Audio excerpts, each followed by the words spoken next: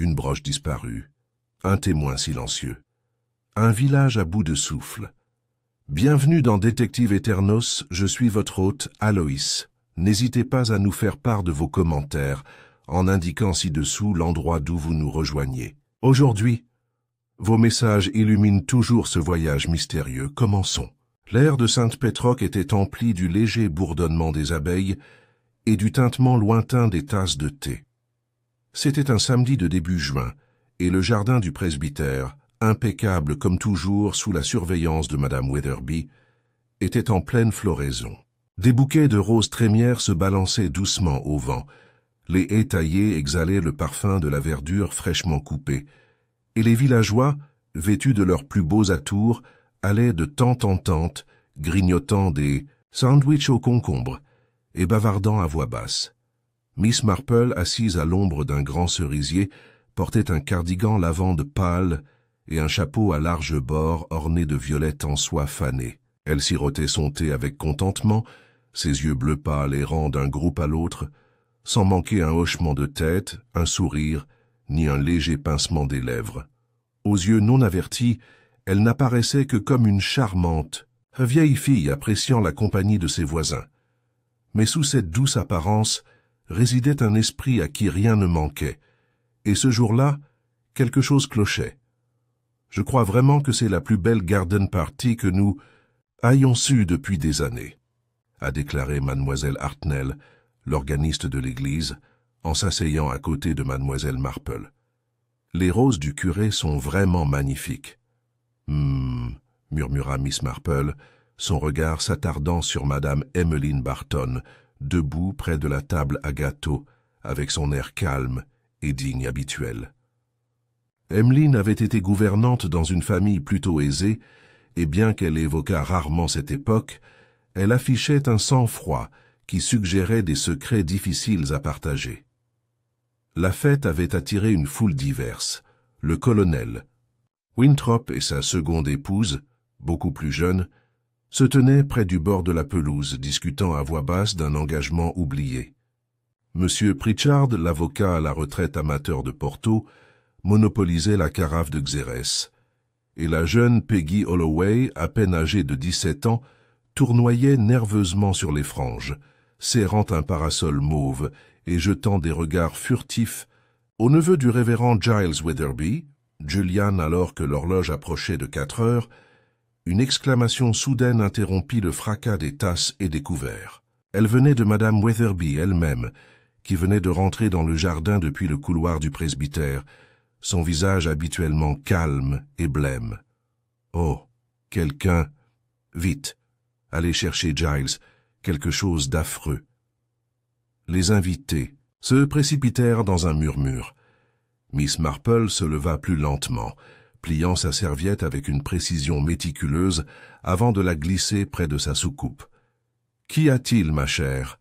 demanda-t-elle d'une voix calme mais ferme. « C'est Emmeline » haleta madame Weatherby en désignant la maison. « Elle s'est évanouie. Ou, non, elle ne respire plus. » Miss Marple échangea un rapide regard avec le docteur Partridge, qui se frayait déjà un chemin à travers la foule. Elles trouvèrent Emmeline Barton affalée au bas de l'étroit escalier de service du presbytère, une main tendue de façon anormale au-dessus de sa tête, l'autre repliée sous son corps. Son visage cireux et gris était légèrement tourné vers la fenêtre, où la lumière du soleil se déversait sur le parquet en stries nettes. « Elle est morte », dit doucement le médecin en s'agenouillant pour l'examiner. « Elle n'est partie que depuis 20 minutes. Une chute, peut-être. Quoique. » Sa main plana au-dessus de son cou, puis il fronça les sourcils. « Il y a des bleus. Et ça... » Il glissa délicatement la main dans les plis de son chemisier et en sortit une petite broche cramoisie en forme de rose. Elle était épinglée à l'envers, le fermoir tenant à peine. « C'est un endroit étrange pour porter une chose pareille, » murmura-t-il. Les yeux de Miss Marple se plissèrent, mais son expression demeura sereine. En effet, et plutôt étrange pour Miss Barton. Elle était toujours si précise dans son apparence. Derrière eux, quelqu'un sanglotait, une voix jeune. Peggy Holloway, pâle comme ses gants de dentelle, se tenait près de la porte. « Cette broche, murmura-t-elle, elle était à ma mère. Je l'ai offerte à mademoiselle Barton, la semaine dernière. Elle a dit qu'elle lui rappelait quelqu'un. » Le docteur Partridge glissa la broche dans sa poche et se leva. « Je vais devoir prévenir le gendarme. Ça n'a pas l'air accidentel. » Les invités furent chassés de la maison avec des murmures et des expressions tremblantes. Les rumeurs fleurissaient comme des pissenlits. Chacun avait sa propre version des faits et de leur cause. Mademoiselle Hartnell affirmait qu'Emmeline souffrait de vertige. Monsieur Pritchard affirmait qu'elle avait des ennemis, sans pouvoir en nommer un seul. Le colonel Winthrop, qui entendait la conversation, fit remarquer qu'à son époque, ces choses se réglaient par des duels. Madame Witherby était trop troublée pour parler. Miss Marple retourna s'asseoir sous le cerisier, inaperçue au milieu de l'agitation. Elle prit une autre gorgée de son thé, frais maintenant, et observa les mouvements de ses voisins. Les réactions, même subtiles, trahissaient souvent plus que les mots. Elle avait vu Emmeline Barton juste avant sa mort, et quelque chose d'insignifiant n'avait pas eu de sens. La broche était un indice, non pas par sa nature, mais par le lieu et la manière dont elle avait été trouvée. Et cela, pensa Miss Marple avec un soupir, signifiait que ce ne serait pas un été tranquille après tout. Dès le lundi matin, la mort d'Emmeline Barton avait atteint tous les salons et jardins de Sainte-Pétroque. La garden party du presbytère, censée être un moment fort et joyeux de l'été, n'était plus qu'un lointain souvenir. À sa place, des spéculations murmurées, autour des chauves-théières et des vitrines aux rideaux, s'épanouissaient et s'estompaient au gré des tournées du facteur. Au bureau de poste de High Street, Madame Finch, qui se targuait d'être la première au courant et prétendait souvent avoir su les choses avant même qu'elles ne se produisent, élaborait déjà sa propre interprétation des événements. « Croyez-moi, » dit-elle à la jeune Miss Lisette, la nouvelle assistante. « Venue d'Eastbourne, ce n'était pas une chute. Emmeline Barton a été assassinée. Et je ne serais pas surprise que cela ait un rapport avec cette broche. Rouge cramoisi, dit-on. J'ai toujours dit que cette couleur était synonyme de problème. » Au pub Green Man, les propos étaient plus directs. Monsieur Tom Ellis, qui taillait les haies sur le terrain de l'église pendant la fête, a affirmé avoir vu quelqu'un se faufiler par la porte de la cuisine du presbytère juste avant la découverte du corps. Un grand type. On ne voyait pas son visage. C'était peut-être le neveu du pasteur, comment s'appelle-t-il? Julian. Tom se tapota la tempe. Un drôle de type, toujours à lire de la poésie sous les arbres. N'importe quoi, dit Nora Birch, la femme du tenancier. Julian ne ferait pas de mal à une mouche.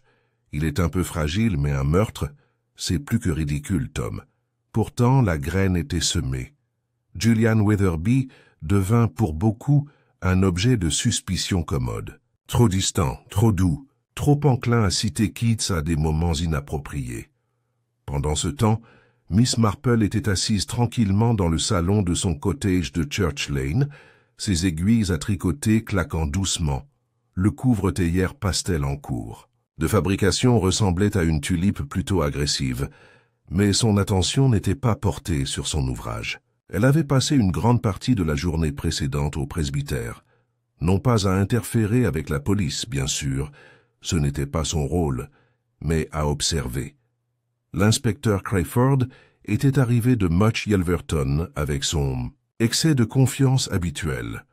Homme costaud et dédaigneux des drames villageois, il avait immédiatement commencé à construire un récit simple. Emmeline Barton avait glissé, s'était cogné la tête et était décédée tragiquement. Lorsque le docteur Partridge avait soulevé des inquiétudes concernant des contusions et l'emplacement étrange de la broche, Crayford avait à contre-cœur ajusté sa théorie. Peut-être avait-elle eu une altercation avec quelqu'un, un vol, une dispute personnelle, mais l'attention de l'inspecteur s'était également portée sur Julian. Il avait accès. On l'a vu près de la porte de derrière. Et ce sont toujours les discrets, non?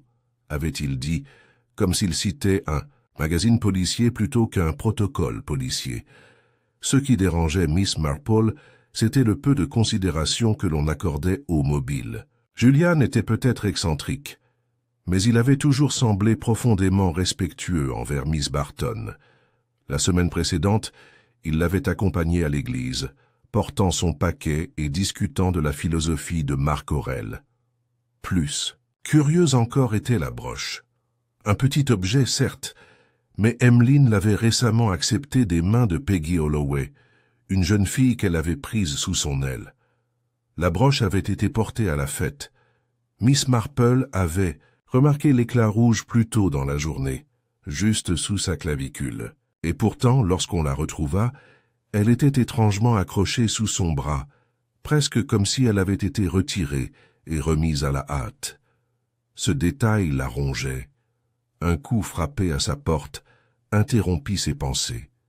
C'était Peggy. Holloway, le visage pâle, les yeux écarquillés et rouges. « Je ne savais pas à qui d'autre parler, » dit-elle. « Puis-je entrer ?»« Bien sûr, ma chère, » dit doucement Miss Marple en se levant et en la guidant vers le canapé.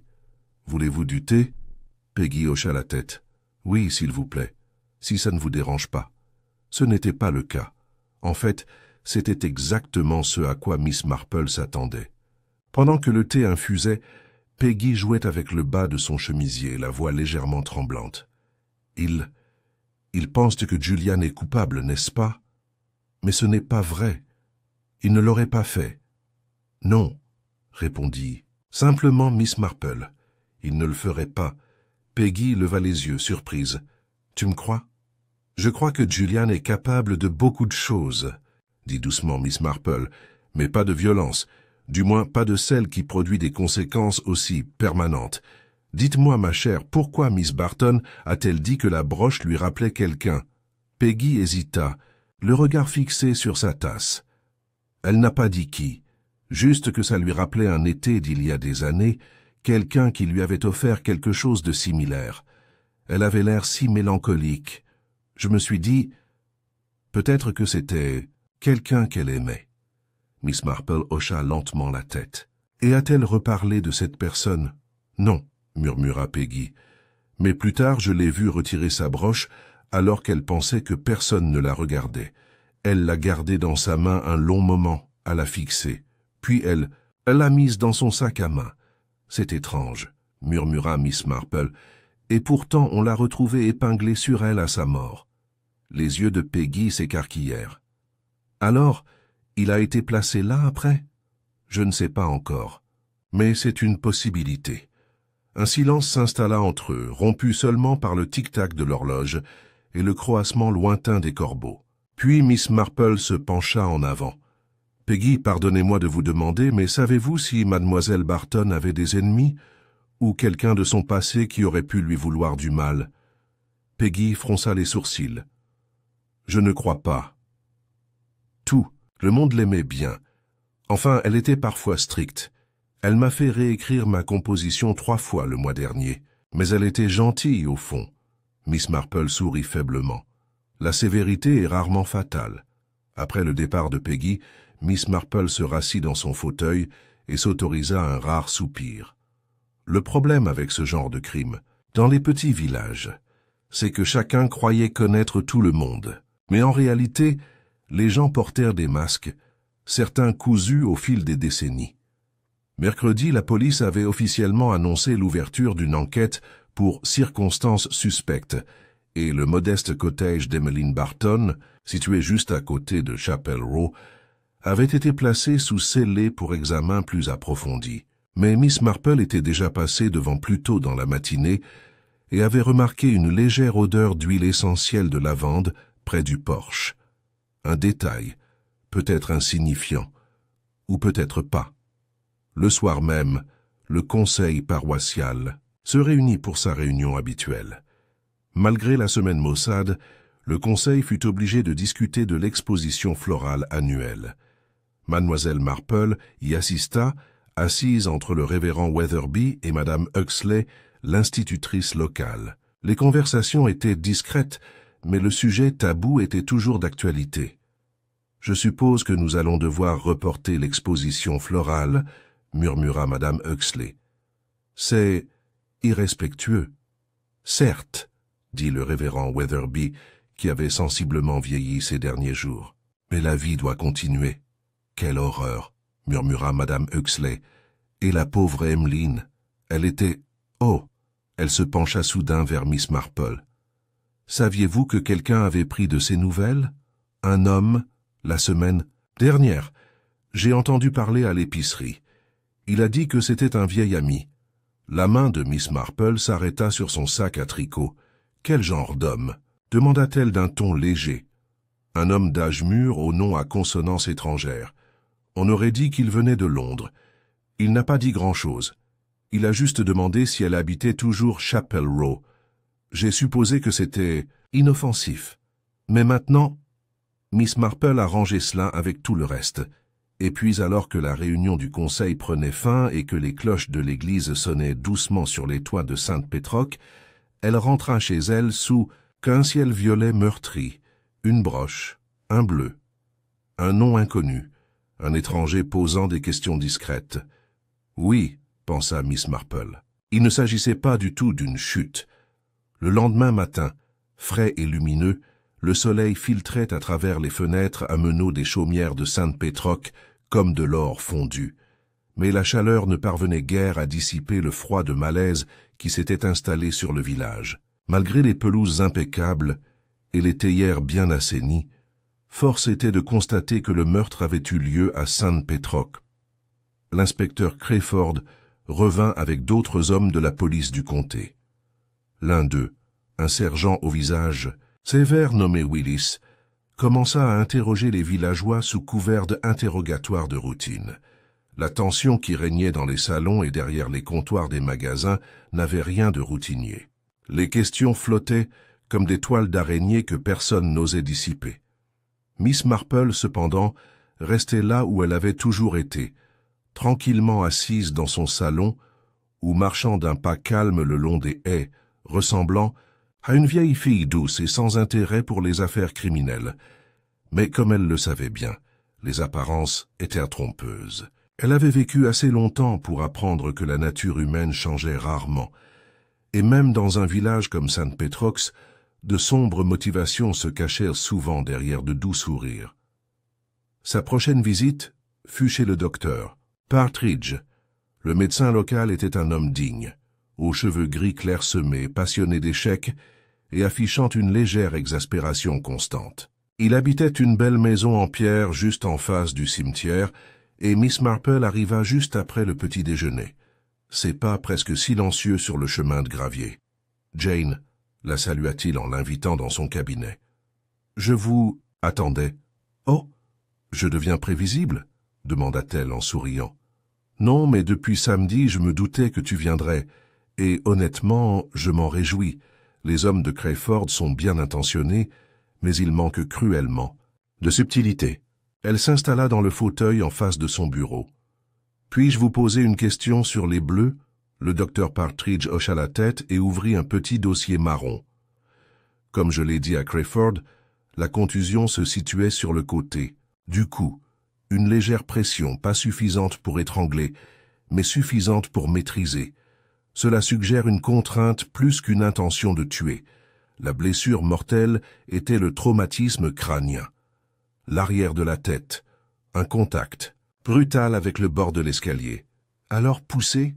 demanda Miss Marple. « Très probablement. La question est de savoir si la chute était destinée à tuer ou si la mort était involontaire. » Les doigts de Miss Marple jouaient avec le bord de son sac à main. « Et la broche ?»« Ah !» Il se pencha. Le fermoir avait été défait. L'épingle n'était pas bien fixée, comme si elle avait été retirée et remise à la hâte. Le plus étrange était sa position, épinglée près de la cage thoracique, sous le bras. « Qui porte une broche à cet endroit ?»« En effet, » dit Miss Marple d'une voix douce, « à moins qu'ils ne l'aient pas mis là eux-mêmes. » Le docteur Partridge l'observa un long moment. « Vous pensez qu'on l'a placé sur le corps après la mort ? Je pense que celui qui l'a placé là ne voulait pas qu'on le retrouve trop facilement, mais il ne voulait pas non plus risquer de le perdre. » Elle se leva et lissa sa jupe. « Merci, docteur. Une dernière question. Emmeline était-elle malade? Y a-t-il eu des problèmes récents ?» Il hésita. « Non. Remarquablement en bonne santé pour une femme de son âge. Une légère arthrite, un peu d'insomnie peut-être. Rien de mortel. » Dehors, le village commençait à s'animer. Un chien aboya près de la boulangerie et l'odeur de la pâte qui levait flottait dans le chemin. Miss Marple longea Chapel Row, ses pensées parcourant déjà un catalogue mental de villageois, de coutumes et d'histoires. Elle s'arrêta devant le cottage d'Emmeline Barton, remarquant à nouveau le léger parfum d'huile essentielle de lavande et la minuscule fissure dans la vitre supérieure restée sans réparation depuis des années. Il y avait une étrange finalité dans les rideaux tirés, une vie suspendue, un foyer réduit au silence. Elle se retourna et marcha vers l'école. Madame Huxley, la directrice, était assise derrière son bureau, corrigeant des copies d'arithmétique, lorsque mademoiselle Marple arriva. La salle de classe sentait la craie, l'encre et le soleil sur le vieux bois. Mademoiselle Marple, entrez. Je finissais le dernier contrôle d'hier. L'écriture est horrible ce trimestre. Les enfants ne semblent plus accorder autant d'importance à l'écriture qu'avant. Miss Marple sourit. En effet, même si certains diront que la clarté de la pensée est plus importante que la clarté du texte. Je ne suis pas convaincu, que ce soit l'un ou l'autre, répondit madame Huxley en posant son stylo. J'imagine que vous êtes venu à propos d'Emmeline. Miss Marple hocha la tête. Nous n'étions pas proches, mais je la connaissais bien. J'ai cru comprendre qu'elle était bénévole ici de temps en temps. Elle l'a fait, a confirmé la directrice. De l'aide à la lecture, surtout, et quelques conseils personnels occasionnels. Les filles lui faisaient confiance. Est-ce que l'un d'entre eux a signalé quelque chose d'étrange? Madame Huxley réfléchit. Peggy Holloway semblait perturbée ces dernières semaines, mais j'ai supposé qu'il s'agissait de l'humeur orageuse habituelle, de l'adolescence. Elle est très intelligente, peut-être trop imaginative pour son propre bien. Elle a donné clabroche à Emmeline, dit doucement Miss Marple. Oui, j'ai entendu, c'est joli, un morceau de famille, non? Qu'elle a dit qu'il appartenait à sa mère. Madame Huxley cligna des yeux. Je ne m'en étais pas rendu compte. Cette fille ne parle jamais de sa mère. Sais-tu ce qui lui est arrivé? Un accident de voiture, il y a des années. Peggy était très jeune. Miss Marple inclina la tête. Une tragédie peut bouleverser une famille pendant des décennies. Elle quitta l'école après un mot de remerciement discret et continua vers le cimetière, où elle trouva Julian Weatherby, agenouillé près d'une tombe, les mains tachées de terre et le col de sa chemise déboutonné. Il déposait un petit bouquet de bruyères blanches près de la pierre. « Bonjour », dit doucement Miss Marple. Julian sursauta et se retourna, le visage pâle et tiré. « Mademoiselle Marple, je ne vous avais pas vue. »« Je passe souvent inaperçue, » dit-elle, avec un clin d'œil. Il esquissa un sourire forcé. « Ils pensent que c'est moi qui l'ai fait, n'est-ce pas? Certains le peuvent, mais tout le monde ne juge pas aussi vite. » Julian détourna le regard. Elle était gentille avec moi, tante Emmeline. Elle me traitait comme une personne, pas comme un enfant, pas comme une déception. Je lui ai offert un recueil de poèmes le mois dernier. Elle a dit qu'elle le garderait à côté de son lit. Miss Marple hésita, puis demanda « Vous a-t-elle déjà parlé de quelqu'un de son passé? D'un homme, peut-être ?» Julian fronça les sourcils. « Une seule fois, il y a longtemps, elle a mentionné un certain Arthur, qui lui avait brisé le cœur, mais elle l'a dit presque avec tendresse. Arthur. Un nom. Miss Marple l'a classé. Avant de partir, elle posa une dernière question. Julian, l'après-midi de la garden party, as-tu vu quelqu'un entrer dans la maison par l'arrière? Il fronça les sourcils. Si, un homme que je n'ai pas reconnu. D'âge mûr, costume marron, cheveux clairsemés. Il avait l'air étrange d'une certaine manière. Je pensais que c'était un invité. Est-ce qu'il t'a parlé? Non. Il m'a croisé dans le couloir. Emmeline montait l'escalier. Un silence s'installa entre eux, le poids de ce dernier détail se déposant comme du brouillard. Quand Miss Marple rentra chez elle ce soir-là, elle s'assit devant sa cheminée, les flammes crépitant doucement. Les fils du mystère commençaient à former un motif. Pas encore une tapisserie entière, mais suffisamment pour en entrevoir la forme. Une broche épinglée là où elle ne devrait pas être. Un étranger sans nom. Une femme dont le passé n'a peut-être pas été aussi silencieux que sa vie le suggérait. Et quelque part dans tout cela, un motif enfoui plus profondément qu'une jalousie mesquine ou une colère soudaine. Miss Marple croisa les mains et ferma les yeux. Le village réagissait, certes, mais elle écoutait. Et bientôt, très bientôt, quelqu'un parlerait trop librement ou pas assez, et la vérité commencerait à éclater. Le jeudi suivant, une légère bruine s'accrochait aux haies et laissait les allées dallées de Sainte-Pétroque humides. Malgré l'humidité, on ne parlait pas de météo au village, mais de culpabilité, et des soupçons de plus en plus pressants qui pesaient sur Julian Weatherby.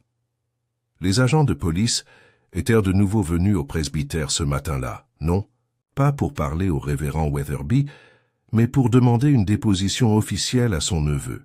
La simple vue d'hommes en uniforme aux portes du presbytère suffisait à faire jaser. À midi, le boucher racontait discrètement à ses clients que Julian avait été vu en train de se disputer avec Emmeline Barton quelques jours avant sa mort. En milieu d'après-midi, l'épicier était quasiment convaincu qu'il lui avait volé quelque chose et l'avait poussé dans l'escalier pour dissimuler l'incident. Seulement, aucune de ces histoires ne correspondait vraiment à ce que savait Miss Marple. Cet après-midi-là, elle prenait le thé avec Madame Weatherby, qui, bien que profondément gênée par la situation, avait invité Mademoiselle Marple avec un mélange de devoir social et de désespoir discret. La femme du pasteur était une femme pragmatique, généralement insensible aux petits tracas de la vie villageoise, mais ses doigts tremblaient légèrement en versant le thé. « Tu comprends ?» dit-elle à voix basse. « À quel point tout cela est embarrassant. Julian est un garçon si gentil, mais la façon dont les gens parlent, c'est insupportable. » Miss Marple hocha la tête avec sympathie. « On a souvent peur de ce qu'on ne peut pas expliquer. Julian est un esprit calme, mais vif. Il perturbe ceux qui prennent le silence pour la dissimulation. » Madame Weatherby soupira, les mains jointes sur son mouchoir. « J'ai essayé de parler à Giles, mais il est, débordé. L'évêque m'a appelé 2 fois. J'aimerais tellement que tout soit fini. Malheureusement, dit Miss Marple en buvant une gorgée de son Earl Grey, la vérité tarde souvent à venir. Et pendant ce temps, le soupçon s'installe partout où il trouve place. Pensez-vous que ça aurait pu être quelqu'un d'autre ? Demanda prudemment Madame Weatherby. Quelqu'un de l'extérieur ? Miss Marple hésita. C'est ce que je commence à me demander. Plus tard dans la journée, Miss Marple retourna à Chapel Row, cette fois pour rendre visite à Madame Constance Abernathy, une voisine proche d'Emmeline Barton. Madame Abernathy était une femme corpulente d'une 60aine d'années, appréciant le sucre d'orge et dotée d'une étonnante capacité d'observation sans en avoir l'air. Son salon sentait le cirage lilas et les vieux journaux, et elle accueillit Miss Marple avec un enthousiasme réservé aux connaissances respectées et aux ragots de compétition. « C'est affreux, ce qui s'est passé », commença aussitôt Madame Abernathy en faisant signe à son invité de s'asseoir dans un fauteuil moelleux. « Vous savez que je l'ai vue ce matin-là. Elle était sortie tôt, plus tôt que d'habitude, bien sûr. Elle a failli renverser mes pétunias en taillant... Ça y est. Elle était plutôt pâle. A-t-elle dit quelque chose ?» demanda Miss Marple d'un ton léger, acceptant le sucre d'orge qu'on lui offrait. Elle a dit qu'elle attendait quelqu'un. C'était assez mystérieux. J'ai demandé si c'était un gentleman qui venait me voir, en plaisantant, vous comprenez? Et elle m'a lancé un regard étrange, pas offensé, mais mélancolique. Et puis elle a dit quelque chose d'assez étrange. Les oreilles de Miss Marple se sont aiguisées. Elle a dit « Pas un gentleman, mais pas vraiment un fantôme, non. » Plus, qu'en pensez-vous? Je pense, dit lentement Miss Marple, que Miss Barton n'attendait pas n'importe quel visiteur. Madame Abernathy hocha la tête d'un air entendu. Elle avait des secrets, celle-là. Oh, pas des secrets scandaleux, je ne crois pas, mais le genre qui pèse sur quelqu'un, on le voyait parfois dans ses yeux. La conversation s'est vite orientée vers des sujets variés, et le projet du conseil de remplacer le banc de l'église. Mais Miss Marple avait ce qu'elle cherchait, une pièce de plus du puzzle, un fantôme du passé. Un visiteur dont la présence était non seulement anticipée, mais peut-être redoutée. Pendant ce temps, le sergent Willis était de plus en plus impatient de présenter une solution à l'inspecteur Crayford. L'enquête menée dans cette petite ville commençait à mettre à rude épreuve la patience de ses supérieurs, et Julian Weatherby restait le suspect le plus facile à identifier. Sa proximité avec le presbytère, son tempérament étrange, l'observation non confirmée d'un homme de sa taille près de l'escalier de service, tout cela plaidait en faveur d'une police sous pression. Le vendredi matin, Julian fut amené au commissariat de Much Yelverton pour un interrogatoire officiel. Ce n'était pas une arrestation, mais le village l'entendit comme tel. À midi, les bavardages s'étaient transformés en déclaration de culpabilité assurée. Mademoiselle Hartnell affirma avoir toujours trouvé Julian trop rêveur pour être stable. Madame Finch du bureau de poste commença à raconter à qui voulait l'entendre qu'il avait un jour volé un recueil de cantiques, bien que l'incident en question remontât à l'époque où Julian avait 12 ans et que le recueil avait en fait été égaré par le vicaire lui-même. Peggy Holloway, cependant, ne s'est pas laissée influencer si facilement. Elle revint voir Miss Marple, cette fois sans prévenir, les cheveux en bataille et un mot froissé à la main. Ses yeux étaient écarquillés, exprimant une expression mi-peur, mi-perplexe. « J'ai trouvé ça, » dit-elle en le tendant, « dans le bureau de mademoiselle Barton. Ma tante, c'est l'exécuteur testamentaire, m'a laissé trier certains de ses papiers. Elle a dit que ça pourrait me servir. Je l'ai trouvé caché sous le buvard. » Miss Marple déplia le mot, les sourcils froncés. L'écriture était indéniablement celle d'Emmeline, ferme, précise, sans chichi. « Si Arthur a vraiment l'intention de me voir, je dois être prête. Je ne sais pas si je veux des réponses ou une conclusion, mais il ne peut pas savoir ce que j'ai gardé. Pas après toutes ces années. » Arthur encore. Une seconde mention. D'abord de Julian, maintenant de la main d'Emmeline. Et ce que j'ai gardé, qu'est-ce que cela pouvait bien vouloir dire? Miss Marple leva les yeux vers Peggy. Saviez-vous qu'elle avait un souvenir? Quelque chose de cet Arthur? Peggy secoua la tête. Non, mais je pense... Enfin, je pense que c'est peut-être la broche. Miss Marple se rassit, les contours d'une pensée commençant à s'aligner. Un souvenir déguisé en cadeau, murmura-t-elle, et si Arthur venait le chercher? Mais ça n'a aucun sens, dit Peggy. Pourquoi le cacherait-elle sur elle, l'attacherait-elle sous son bras, à moins que... Sa voix s'est arrêtée. Oui, ma chère, demanda Miss Marple, à moins qu'elle n'essaie de le cacher à quelqu'un, ou de le donner à quelqu'un. Cette nuit-là, Miss Marple retourna à son journal, une habitude qu'elle avait gardée pendant des décennies, principalement pour calmer ses pensées plutôt que pour les préserver. Elle a écrit dans une écriture soignée et fluide. Une broche offerte par amour, passée de main en main sous couvert de sentiments. Mais si sa véritable valeur ne réside pas dans son métal ou ses pierres, mais dans ce qu'elle signifie ou cache, alors nous devons nous demander qui d'autre connaissait son histoire et qui risquait de perdre quelque chose si elle refait surface. La liste des suspects commençait à prendre forme.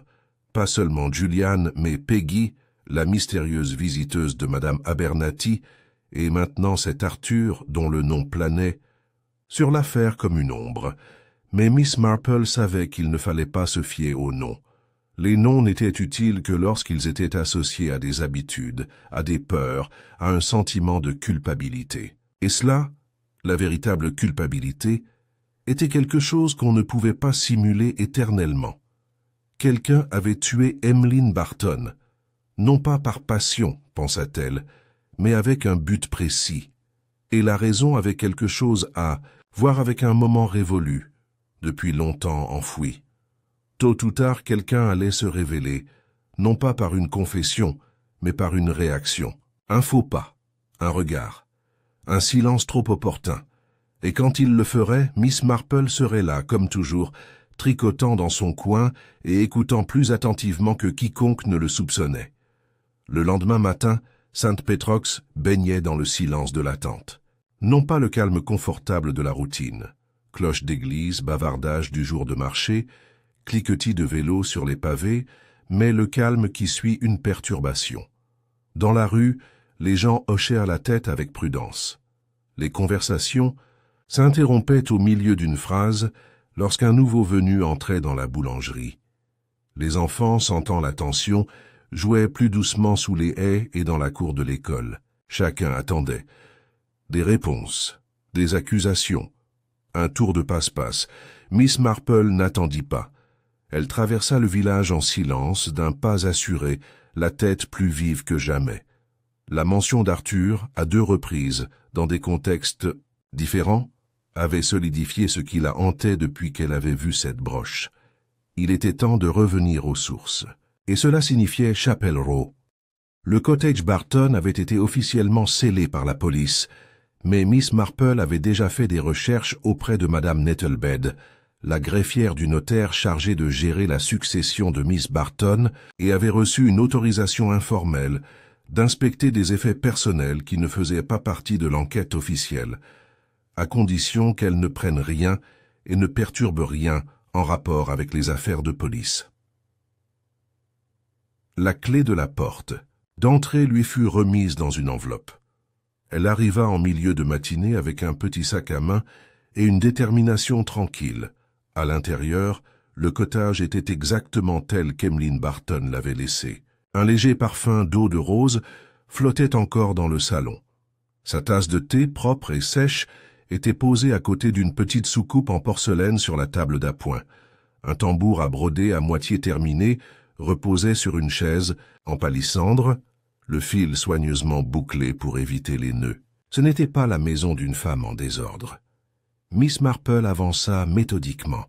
Elle examina d'abord le petit secrétaire près de la cheminée, là où Peggy avait trouvé le mot. Les tiroirs étaient principalement remplis de papiers courants, relevés bancaires, lettres d'anciens élèves, reçus de courses et de dons à l'église. Mais le tiroir du bas était légèrement coincé, et Miss Marple dut soulever légèrement le côté gauche du bureau pour l'ouvrir. À l'intérieur se trouvait une petite boîte à bijoux en cuir noir.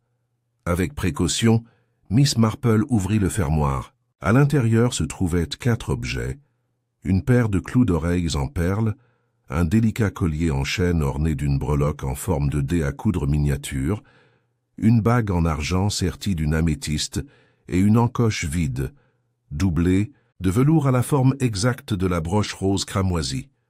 Elle examina l'empreinte sur le velours. La broche avait visiblement été conservée ici régulièrement, et non pas simplement mise en sécurité une fois. Pourtant, Peggy l'avait offerte à Miss Barton une semaine plus tôt. Emmeline la lui avait-elle rendue, ou avait-elle, pour une raison inconnue, prétendu la recevoir pour la première fois? Miss Marple remit doucement la boîte en place et ferma le tiroir. Elle se tourna ensuite vers une modeste étagère qui longeait un mur. La poussière avait commencé à se déposer sur les étagères supérieures, mais les volumes eux-mêmes étaient bien feuilletés. Plusieurs portaient des dédicaces d'étudiants, d'amis, et l'une d'elles en particulier attira son attention. À Emmeline, dont la mémoire est plus longue que la plupart. La signature était indéchiffrable, mais l'écriture, nette et anguleuse, lui était étrangement familière. Au bout de l'étagère, nichée maladroitement entre un almanach de jardinage et une édition décolorée du Progrès du Pèlerin, se trouvait un registre relié en cuir bleu avec un fermoir en laiton. Il n'était pas marqué, mais lorsque Miss Marple l'ouvrit, elle découvrit des pages écrites de la main d'Emmeline. Noms, adresses, annotations occasionnelles. À première vue, cela ressemblait à un registre de correspondance ou de noms d'élèves, mais plusieurs entrées dataient de plusieurs décennies. L'un d'eux, vers le milieu du livre, disait « Arthur T. Je l'ai revu à Weymouth en août 1952. » Toujours évasif. Il pose sans cesse des questions sur la rose. Et un autre, juste en dessous, « Je ne le lui ai jamais donné. Impossible. Je ne lui fais toujours pas confiance. Je lui ai dit qu'il était perdu. Je crois qu'il s'en doute. » Le souffle de Miss Marple. Ralentit. La rose. Pas seulement une broche donc, un symbole certes, mais peut-être aussi un secret. Un symbole représentant quelque chose de plus profond. Si Arthur était revenu, après toutes ces années, pour la demander, alors le malaise d'Emmeline n'était pas infondé. Fermant le livre, Miss Marple s'installa dans le fauteuil usé au coin du feu et laissa le silence s'installer autour d'elle. La pièce semblait plus lourde, non pas de peur, mais d'histoire, celle qui persiste même après le départ de ses gardiens. Le même après-midi, un incident étrange se produisit sur la place du village.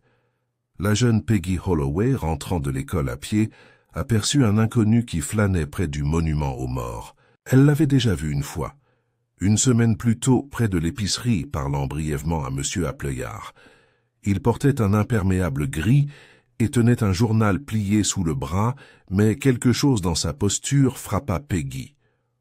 Trop décontractée, comme si elle avait répété.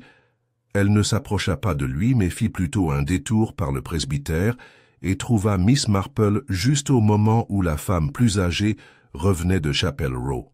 « Il y a un homme qui surveille. »« Le Green, » dit Peggy essoufflée. « Je l'ai revu le même qu'avant. » Miss Marple regarda derrière elle vers le groupe d'arbres qui ombrageait le mémorial en pierre. L'homme n'était plus visible, mais le sous-entendu était clair. Elle prit une décision rapide.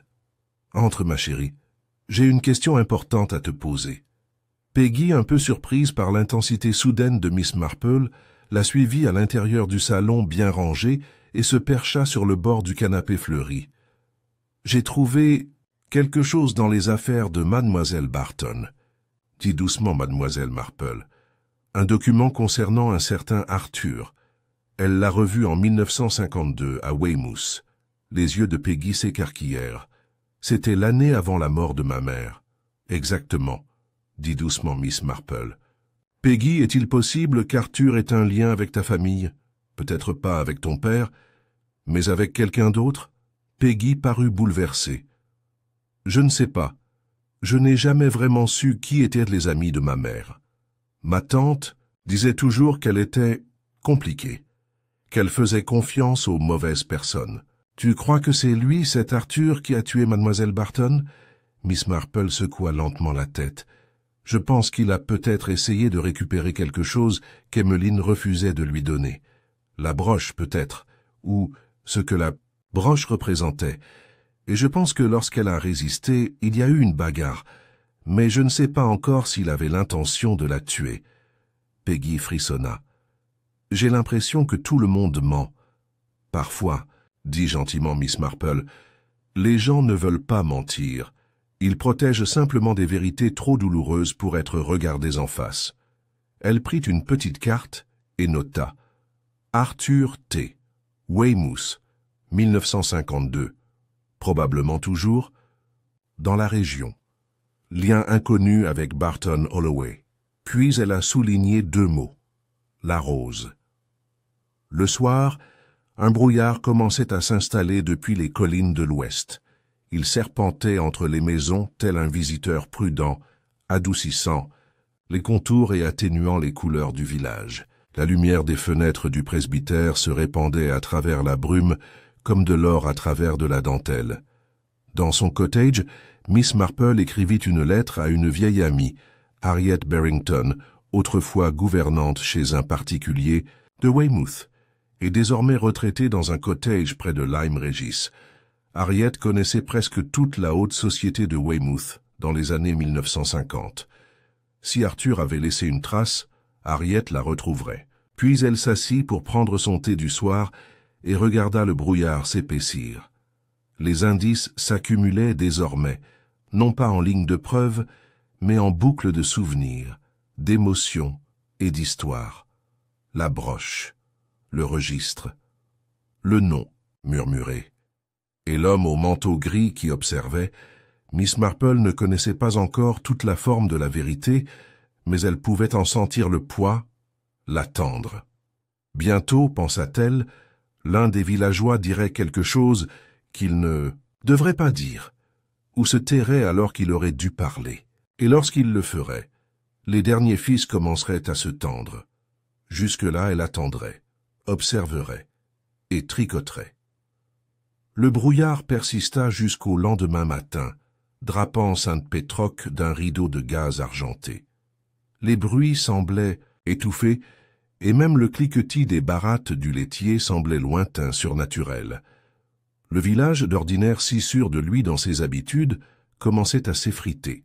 La suspicion, autrefois confinée aux murmures et aux yeux plissés, s'infiltrait désormais dans les salons et les salons, érodant la confiance tacite qui maintenait habituellement ces communautés soudées.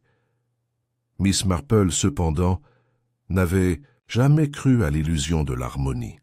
Elle savait, avec la certitude tranquille acquise seulement après de longues années d'observation de la faillibilité de la nature humaine, que Sainte-Pétroxe, comme tout autre village d'Angleterre, avait ses blessures cachées et ses rancunes enfouies.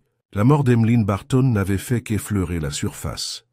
Ce qui commençait maintenant à remonter des profondeurs, ce sont des secrets vieux de plusieurs décennies, avivés par la peur. Vers le milieu de la matinée, le brouillard commença à se lever, et avec lui on frappa à la porte de Miss Marple. C'était Madame Huxley, l'institutrice, son visage inhabituellement pâle et ses manières bien plus anxieuses que le professionnalisme guindé dont elle faisait habituellement preuve. « Puis-je entrer, Miss Marple? J'ai besoin de conseils. »« Bien sûr, ma chère, » dit Miss Marple en l'invitant dans le salon. « Voulez-vous du thé? Ou quelque chose de plus fort ?» Madame Huxley esquissa un faible sourire. « Du thé fera l'affaire. » Une fois assise, elle retira ses gants et joua avec la bandoulière de son sac à main. « C'est à propos d'une chose qu'Emmeline m'a dite il y a quelques mois. Je ne pensais pas que ça voulait dire quelque chose sur le moment, mais, eh bien maintenant, je n'en suis plus si sûr. » Miss Marple resta assise, immobile, le regard calme et posé. « Vas-y. » Elle est passée à l'école un après-midi de mars. Elle m'a dit qu'elle rangeait de vieilles affaires et qu'elle avait trouvé quelque chose qu'elle aurait préféré ne pas avoir. Une lettre ou un mot. Je ne sais pas exactement ce qu'il y avait dedans, mais elle avait l'air complètement hantée. Je me souviens qu'elle a dit « Certaines choses devraient rester enfouies, et pourtant elles ne le sont jamais. » Je lui ai demandé ce qu'elle voulait dire, mais elle a juste souri et a changé de sujet. « Et vous avez supposé que c'était une affaire personnelle ?» demanda Miss Marple. « Oui, » dit Madame Huxley en hochant la tête. « Mais maintenant, et bien Peggy m'a parlé de la broche, et du nom, Arthur. Je me souviens de ce nom aussi. » Miss Marple se pencha légèrement en avant. « Vraiment ?» Madame Huxley déglutit. « Il y a des années, quand je suis arrivée à Sainte-Pétroque, bien avant de reprendre l'école. J'étais alors pensionnaire chez Madame Abernathy. Je me souviens qu'Emmeline avait reçu un visiteur, un homme grand avec une canne. Ils étaient assis dans le jardin et se sont disputés pendant près d'1 heure. Il s'appelait Arthur. Elle l'avait dit sèchement une fois, je m'en souviens très bien. Après son départ, elle avait l'air complètement dévastée. Je lui ai demandé si elle allait bien et elle a juste répondu « Cet homme est un souvenir dont je n'ai jamais voulu. » Miss Marple resta silencieuse pendant un long moment. « Merci, » dit-elle finalement. « Vous m'avez été d'une grande aide. Ce souvenir est peut-être plus important que vous ne le pensez. » Madame Huxley semblait soulagée de s'être confiée. Elle resta prendre une seconde tasse de thé, parla brièvement du concert de l'école à venir, puis prit congé. Alors que la porte se refermait derrière elle, Miss Marple retourna à son bureau et sortit le registre qu'elle avait rapporté du cottage d'Emmeline. Feuilletant les entrées précédentes, elle retrouva la phrase dont elle se souvenait. « Arthur T. retrouvé à Weymouth, août 52. » Il y avait quelques noms près de celui-ci. Aucun n'était marqué comme visiteur, mais avec des symboles qu'elle ne comprenait pas encore. L'un d'eux portait un petit astérisque, M. Holloway, prudence recommandée, la mère de Peggy. Les pensées de Miss Marple se concentrèrent une fois de plus sur cette curieuse intersection, là où les Holloway, Emmeline Barton et ce mystérieux Arthur T. convergeaient tous. Plus tard dans la journée, elle rendit visite à la tutrice de Peggy, la sœur de Madame Holloway, une veuve nommée Lydia Marchand. Elle vivait à la lisière du village, dans une maisonnette couverte de vignes vierges, avec un frêne pleureur dans le jardin. Madame Marchand était une femme au caractère rigide et détestait tout ce qui était scandaleux, mais elle respectait Miss Marple et la craignait peut-être, comme seul quelqu'un qui a quelque chose à cacher peut véritablement le faire. « Peggy n'est pas là, » dit sèchement Lydia lorsque Miss Marple arriva. « Je suis venue vous voir, en fait, » répondit Miss Marple d'un ton calme. « Puis-je entrer ?» Lydia hésita, puis hocha la tête d'un air sec. « Juste un instant. J'ai du pain qui lève. » L'intérieur du cottage était impeccable, presque stérile. Pas de photos, pas de dessins d'enfants sur le réfrigérateur, rien de désordonné, juste des napperons en dentelle, des chandeliers en laiton et une légère odeur de vinaigre. « Je voulais vous parler de votre sœur, » commença doucement Miss Marple, « la mère de Peggy, Margaret Holloway. » Lydia se raidit. « Pourquoi ressasser ça maintenant? Elle est morte il y a des années. »« Je comprends, mais quelqu'un, un de son passé semble être revenu, et je crois qu'il est lié à la mort de mademoiselle Barton. » Lydia se retourna brusquement. « Arthur ?» Miss Marple n'a rien révélé. « Oui, » Lydia plissa les yeux. « Il était source d'ennui. Ce n'était pas le père de Peggy, tu sais. Tout le monde le suppose, mais Margaret ne l'a jamais dit. Elle gardait ses secrets. Est-ce qu'Emmeline connaissait aussi Arthur ?» Lydia pinça les lèvres. Ils se sont disputés. Je crois qu'elle lui en voulait de quelque chose. Margaret, peut-être, ou de quelque chose qui s'est passé entre eux il y a longtemps. « Et la broche ?» demanda doucement Miss Marple. « L'avais-tu déjà vue avant que Peggy ne la donne à Emmeline ?» Lydia hésita juste assez longtemps. « Peut-être. C'était à Margaret, je crois. Ou un cadeau. J'ai dit à Peggy de ne pas s'embêter avec les vieux bibelots. Elle est trop romantique. » Miss Marple se leva. « Merci, Madame Marchand. Vous m'avez été d'une grande aide. » Le soir, le temps avait de nouveau changé. La pluie claquait contre les vitres du salon de Miss Marple, tandis qu'elle tricotait à la main, l'esprit s'agitant à chaque maille. De l'autre côté de la pièce, un petit feu crépitait. Plus pour le réconforter que pour le réchauffer. Elle revit la séquence, une mystérieuse broche offerte en cadeau, dont l'histoire était délibérément dissimulée par Emmeline. Un registre de noms, dont « Remarquez, attention !» Un inconnu, Arthur, qui avait refait surface après des années, en quête de quelque chose. Peut-être la broche, peut-être le silence. Et puis il y avait les habitants actuels du village, qui avaient leurs propres secrets. Julian Witherby, malgré son tempérament poétique, cachait quelque chose. Non pas de la culpabilité, peut-être, mais de la peur. La mémoire de Madame Huxley suggérait qu'Emmeline avait craint Arthur. Et Lydia Marchand en savait manifestement plus qu'elle ne voulait bien le dire. Miss Marple s'était presque endormie lorsque la cloche sonna. C'était Peggy. « Miss Marple, il est de retour. » Miss Marple la fit entrer aussitôt. Peggy se tenait, trempée dans l'embrasure de la porte, le visage rouge d'excitation et d'inquiétude. « Je l'ai vu, Arthur, je crois que c'est lui. » Je passais devant la boucherie. Il demandait son chemin vers le vieil arrêt de bus. Je l'ai entendu prononcer le nom d'Emmeline. Le visage de Miss Marple resta calme, mais à l'intérieur ses pensées se mirent en mouvement. « Je crois, » dit-elle calmement, « qu'il est temps que nous découvrions exactement ce que veut Arthur. » Et dehors, sous le voile de pluie et le crépuscule qui approchait, un homme grand vêtu d'un manteau gris se tenait à l'orée de la place du village, observant les maisons une à une, comme en quête de quelque chose, ou quelqu'un. Et cette fois, Miss Marple avait l'intention de le rencontrer avant qu'il ne disparaisse à nouveau dans les replis d'un passé enfoui. L'étranger au pelage gris n'est pas réapparu le lendemain matin.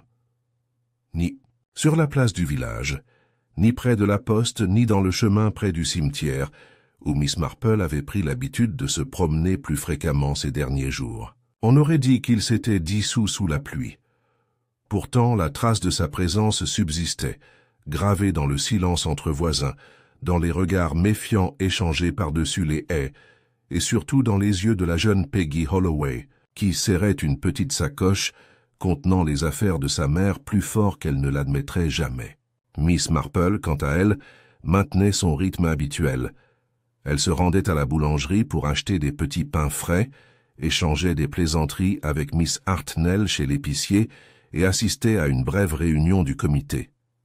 À l'église, où la question de savoir si l'exposition florale devait encore avoir lieu était débattue avec plus de gravité que le sermon.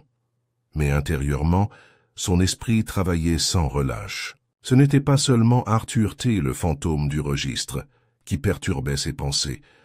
C'était quelque chose de plus subtil, quelque chose qui ne collait pas, un détail qui avait été trop vite écarté, oublié dans le brouhaha, plus aigu des noms des bleus et des broches. Cela lui est venu samedi après-midi. Elle taillait les bords de son parterre d'herbes aromatiques avec un vieux sécateur quand un souvenir lui revint spontanément.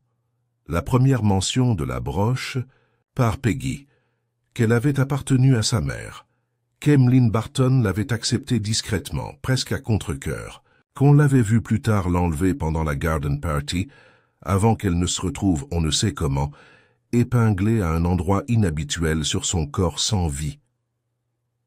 Pourquoi, se demandait Miss Marple, Emmeline retirait-elle la broche en privé pour finir par la porter à nouveau, maladroitement, voire négligemment, à moins, bien sûr, que quelqu'un d'autre ne l'ait placée là. Et si c'était le cas, ce n'était pas un simple signe. C'était un message, ou un avertissement. Elle a pris sa décision immédiatement. Au moment où l'horloge du presbytère sonna 3h30, Miss Marple avait de nouveau gravi les marches du cottage Barton, cette fois accompagnée de l'inspecteur Crayford lui-même, qui avait accepté à contre-cœur de l'escorter à sa demande, bien que sa patience fût clairement à bout. « Mademoiselle Marple, tiens, dit-il avec exaspération, alors qu'ils approchèrent de la porte, « j'espère que nous ne perdons pas de temps. L'enquête doit avoir lieu dans 2 jours. Le magistrat a déjà fait des rumeurs de retard. Vous pouvez considérer cela ? » « Comme du gaspillage, si vous le souhaitez, » dit-elle sereinement. « Mais je pense que vous trouverez le tiroir sous le palier bien plus lumineux que prévu. » Il lui lança un regard noir, mais ne dit rien de plus. À l'intérieur, la maison avait pris une odeur rance d'air pur. Une légère trace de moisissure pendait au bord de la moquette près du couloir du fond. Miss Marple le conduisit infailliblement au pied de la cage d'escalier, où la rampe s'incurvait vers un placard en bois peu profond, encastré dans le mur, au ras des premières marches. Elle s'agenouilla, beaucoup plus agilement qu'on aurait pu s'y attendre à son âge, et tira doucement sur le panneau inférieur pour l'ouvrir. À l'intérieur, rien d'inhabituel à première vue. Une serpillière, un rouleau de ficelle, une vieille paire de gants de jardinage. Mais le regard de Miss Marple tomba sur une petite sacoche en toile coincée derrière l'étagère. Elle la sortit avec précaution. Crayford se tenait au-dessus d'elle, les sourcils froncés. « Qu'est-ce que c'est ? » « Un sac à main, » murmura-t-elle. « Ce n'est pas le style habituel d'Emmeline. » Elle l'ouvrit lentement. À l'intérieur se trouvaient plusieurs lettres pliées, jaunies par le temps, reliées par un ruban délavé. Et au-dessus, enveloppée dans un mouchoir, se trouvait une seconde broche cramoisie, de forme et de couleur identiques à celle retrouvée sur le corps d'Emmeline. Les yeux de Crayford s'écarquillèrent. « Encore un ?» Miss Marple hocha la tête d'une voix égale. « Il semble qu'il y en ait eu 2. L'un est resté caché, l'autre est décédé. » Crayford tendit la main vers les lettres, mais elle l'arrêta doucement. Laissez-moi d'abord les lire, inspecteur. Je crois qu'elles seront difficiles à contextualiser sans certaines compétences d'interprétation. » Après un moment d'hésitation, il acquiesça. Miss Marple déplia la lettre du haut. « Ma très chère Emmeline, je ne peux oublier ce que nous avons fait. Même maintenant, ce souvenir me hante. Je sais que tu souhaites oublier, et tu as peut-être mieux réussi que moi. Mais moi, non. La broche n'était qu'une partie de tout. L'enfant était le reste. Je ne supporte pas d'écrire son nom. Si elle l'apprend, si quelqu'un l'apprend, cela nous ruinera tous les deux. Détruira le peu d'honneur que nous avons sauvé. Tu dois le cacher. Brûle ceci, si tu en as le courage. » Ah, elle a lu la lettre. 3 fois, en comprenant à chaque fois plus profondément ses implications. Puis elle le tendit à Crawford sans commentaire. Il lut en silence, la mâchoire serrée. « Ça change les choses. »« Oui, » acquiesça doucement Miss Marple. « C'est vrai. » La nouvelle de la seconde broche se répandit dans le village comme un incendie dans la bruyère sèche.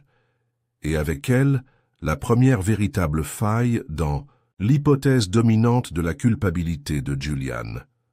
Les lettres, bien que toujours cachées au public, avaient déjà suscité des spéculations. Crawford, sous pression pour réorienter l'enquête, fit savoir que l'affaire était désormais réexaminée avec de nouvelles preuves. Une déclaration vague qui ne fit qu'attiser la curiosité. Mais Peggy Holloway, qui avait porté pendant des jours le poids du chagrin, de la confusion et de vérités à moitié connues, semblait se replier sur elle-même. Miss Marple, inquiète, l'invita à prendre le thé le lendemain matin. Peggy est arrivée en retard, l'air pâle et troublé. « Je ne sais plus quoi penser, » dit-elle en remuant son thé sans le boire. Tout le monde dit qu'Emmeline gardait des secrets, qu'elle avait peut-être blessé quelqu'un, qu'elle n'était peut-être pas aussi gentille qu'elle le paraissait. Miss Marple la regarda longuement et fixement. « La gentillesse et la complexité ne sont pas opposées, ma chère. On peut être les deux, et les secrets ne font pas forcément de quelqu'un un mauvais. Souvent, ils ne sont qu'un bouclier contre la douleur. » Les doigts de Peggy se resserrèrent autour de sa tasse. « C'était à cause de moi. Je le soupçonne, » dit doucement Miss Marple. « Du moins en partie. Mais pas comme vous le craignez. » Elle fouilla dans un tiroir latéral et en sortit une petite enveloppe. Celle-ci a été trouvée dans la même sacoche que la deuxième broche. Elle vous est adressée. Peggy l'ouvrit avec des mains tremblantes. La lettre à l'intérieur était brève, écrite de la main prudente d'Emmeline. « Ma très chère Peggy, si je ne suis plus là quand tu liras ces lignes, sache que j'ai toujours essayé de bien faire. Pour toi. Il y a des choses qu'on ne t'a jamais dites, non pas pour te protéger de la honte mais de la douleur. J'aimais profondément ta mère. Elle a fait des erreurs, moi aussi. L'homme que vous rencontrerez peut-être un jour, qui porte le même nom que votre père mais pas le même cœur, n'est pas digne de confiance. Il porte le regret comme une lame et blâme les autres pour les blessures qu'il s'est infligées. La broche que tu m'as donnée était à lui.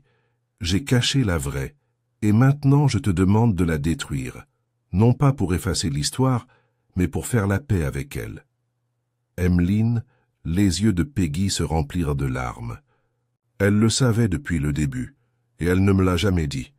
Elle t'a dit ce qui comptait, » dit doucement Miss Marple. Cet après-midi-là, l'homme au manteau gris est revenu au village, ouvertement cette fois. Il entra dans le green, Pan et commanda une pinte avec l'air décontracté d'un homme qui croyait avoir échappé aux fantômes de son passé. Mais Miss Marple, assise près du foyer avec son tricot et un sherry, se leva sans hâte et s'approcha de lui. « Monsieur Arthur, Travers, je suppose, » dit-elle d'une voix toujours aussi polie. « Puis-je vous demander un mot ou deux ?» Il la regarda avec un mélange de confusion et de méfiance. « Est-ce que je te connais ? Non ? » dit-elle avec un léger sourire. « Mais j'en sais assez sur toi, assez pour te dire que ce que tu étais venu chercher, quel que soit le pouvoir que tu croyais détenir, a disparu. » Ses yeux s'assombrirent. « Tu te trompes. Tu es venu retrouver quelque chose que tu as perdu il y a des décennies, dit-elle d'une voix basse et assurée. Mais ça ne t'a jamais appartenu. » Elle se retourna sans attendre sa réponse, son message délivré. Dehors, le soleil commençait à percer les nuages, projetant une pâle lumière dorée sur l'église Saint-Pétroc. Les enfants riaient de nouveau dans la ruelle, et la postière déployait des banderoles pour la fête de la semaine suivante, comme si de rien n'était. Mais Miss Marple savait mieux que ça, quelque chose s'était produit. Une vérité longtemps enfouie avait changé. Et même si sa forme exacte n'avait pas encore été révélée, le sol sous le village avait déjà commencé à se transformer, et le changement, comme elle le savait bien, n'était jamais sans conséquence. Le soleil se leva haut sur Saint-Pétrox lundi matin, projetant de longs rayons à travers la fine brume bleu-blanc qui enveloppait le village après la levée du brouillard. Il régnait une étrange normalité. La cloche du boulanger sonna de nouveau, et le facteur siffla pendant sa tournée matinale. Mais derrière le joyeux cliquetis des tasses de thé et le bruissement des journaux ouverts, le village guettait, avec une discrétion absolue, le prochain tour de roue. Cela s'est produit non pas avec une arrestation spectaculaire ou un alibi brisé, mais sous la forme d'une invitation silencieuse. Miss Marple, après avoir écrit et envoyé 3 mots discrets la veille, se prépara pour cette petite réunion dans son salon comme pour un simple goûter. Serviettes en lin, porcelaine à fleurs et assiettes de scone, à la confiture de prunes. Mais derrière ce charme domestique se cachait un piège soigneusement tendu, non pas pour la violence ou le scandale, mais pour la vérité, et pour un ultime moment révélateur. À 3 heures précises, le premier invité est arrivé. Jolian Witherby, pâle et débraillé par des jours d'observation, entra d'un pas prudent, celui d'un homme qui se demandait s'il était encore le bouc émissaire du village. Miss Marple le salua chaleureusement et le plaça près de la fenêtre. Quelques instants plus tard, Lydia Marchand, la tante de Peggy, arriva, boutonnée dans un manteau bleu marine malgré la chaleur. Elle hocha la tête sans sourire, choisissant le fauteuil près de la cheminée, son regard passant de la théière à Julian avec une méfiance discrète. Puis vint l'inspecteur Crayford, non invité mais attendu. Mademoiselle Marple n'avait émis aucune objection lorsque la nouvelle de sa visite amicale et inoffensive était parvenue à la police. Sa présence servirait son objectif.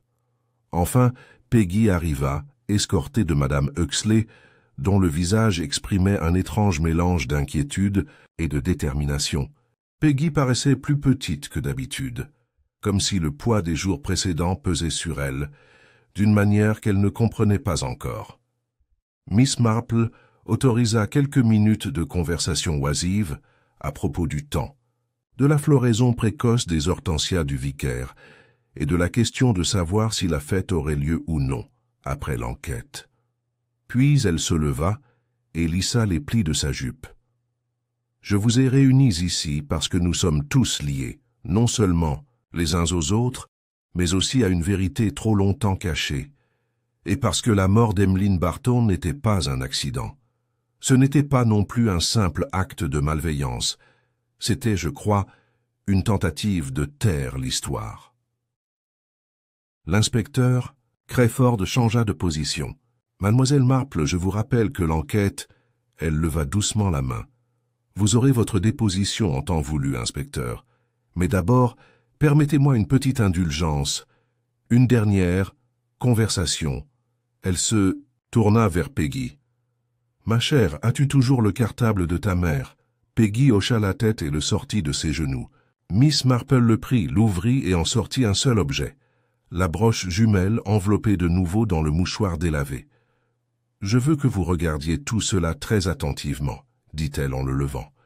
Cette broche, cette rose, cramoisie, était autrefois un cadeau, mais c'était aussi une clé, le symbole de quelque chose qui n'aurait jamais dû être caché, et quelque chose pour lequel quelqu'un aurait tué. Elle laissa cela se calmer, puis se tourna, très lentement, vers Lydia Marchand.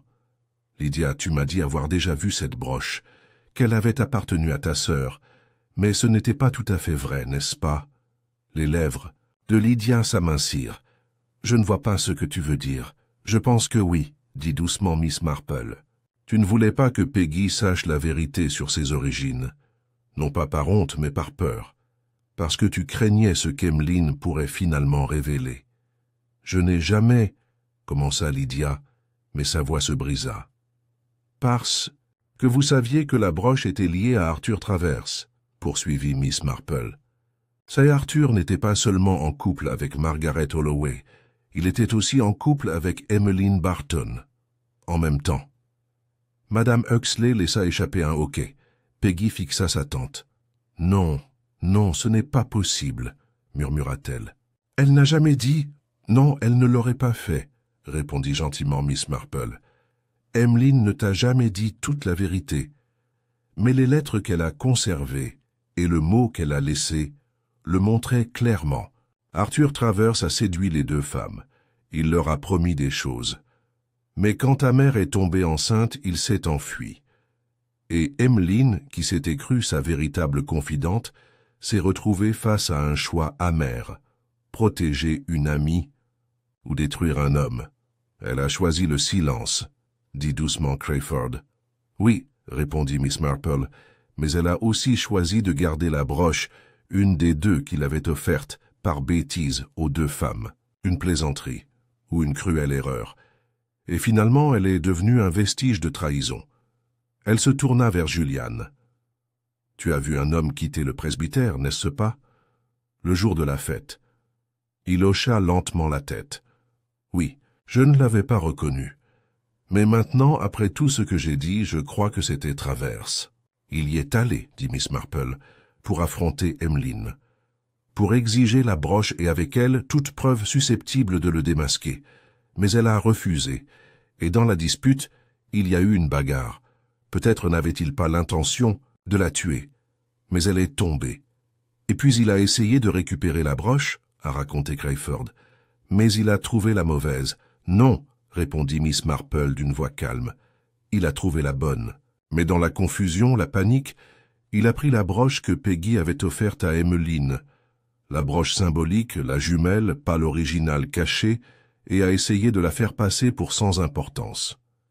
Il l'a épinglée sur elle, persuadé que personne ne regarderait de trop près, mais il ignorait qu'Emmeline avait caché la vraie, ni qu'elle avait écrit des lettres, laissé des traces. Elle se tourna une fois de plus vers Lydia Marchand. « Mais tu le savais, ou tu le soupçonnais, et quand tu as réalisé que Travers était revenu, tu as gardé le silence, non pas pour le protéger, mais pour protéger Peggy, de savoir à quel point son passé avait été façonné par la tromperie. » Les yeux de Lydia brillaient de mots non prononcés. « Je l'ai fait pour la protéger, » dit-elle d'une voix rauque, « pour protéger le nom de ma sœur. Et la vie d'Emmeline ?» demanda doucement Miss Marple. Lydia baissa les yeux, elle a dit qu'elle irait voir les autorités, qu'elle en avait assez des secrets. Mais je ne savais pas qu'il...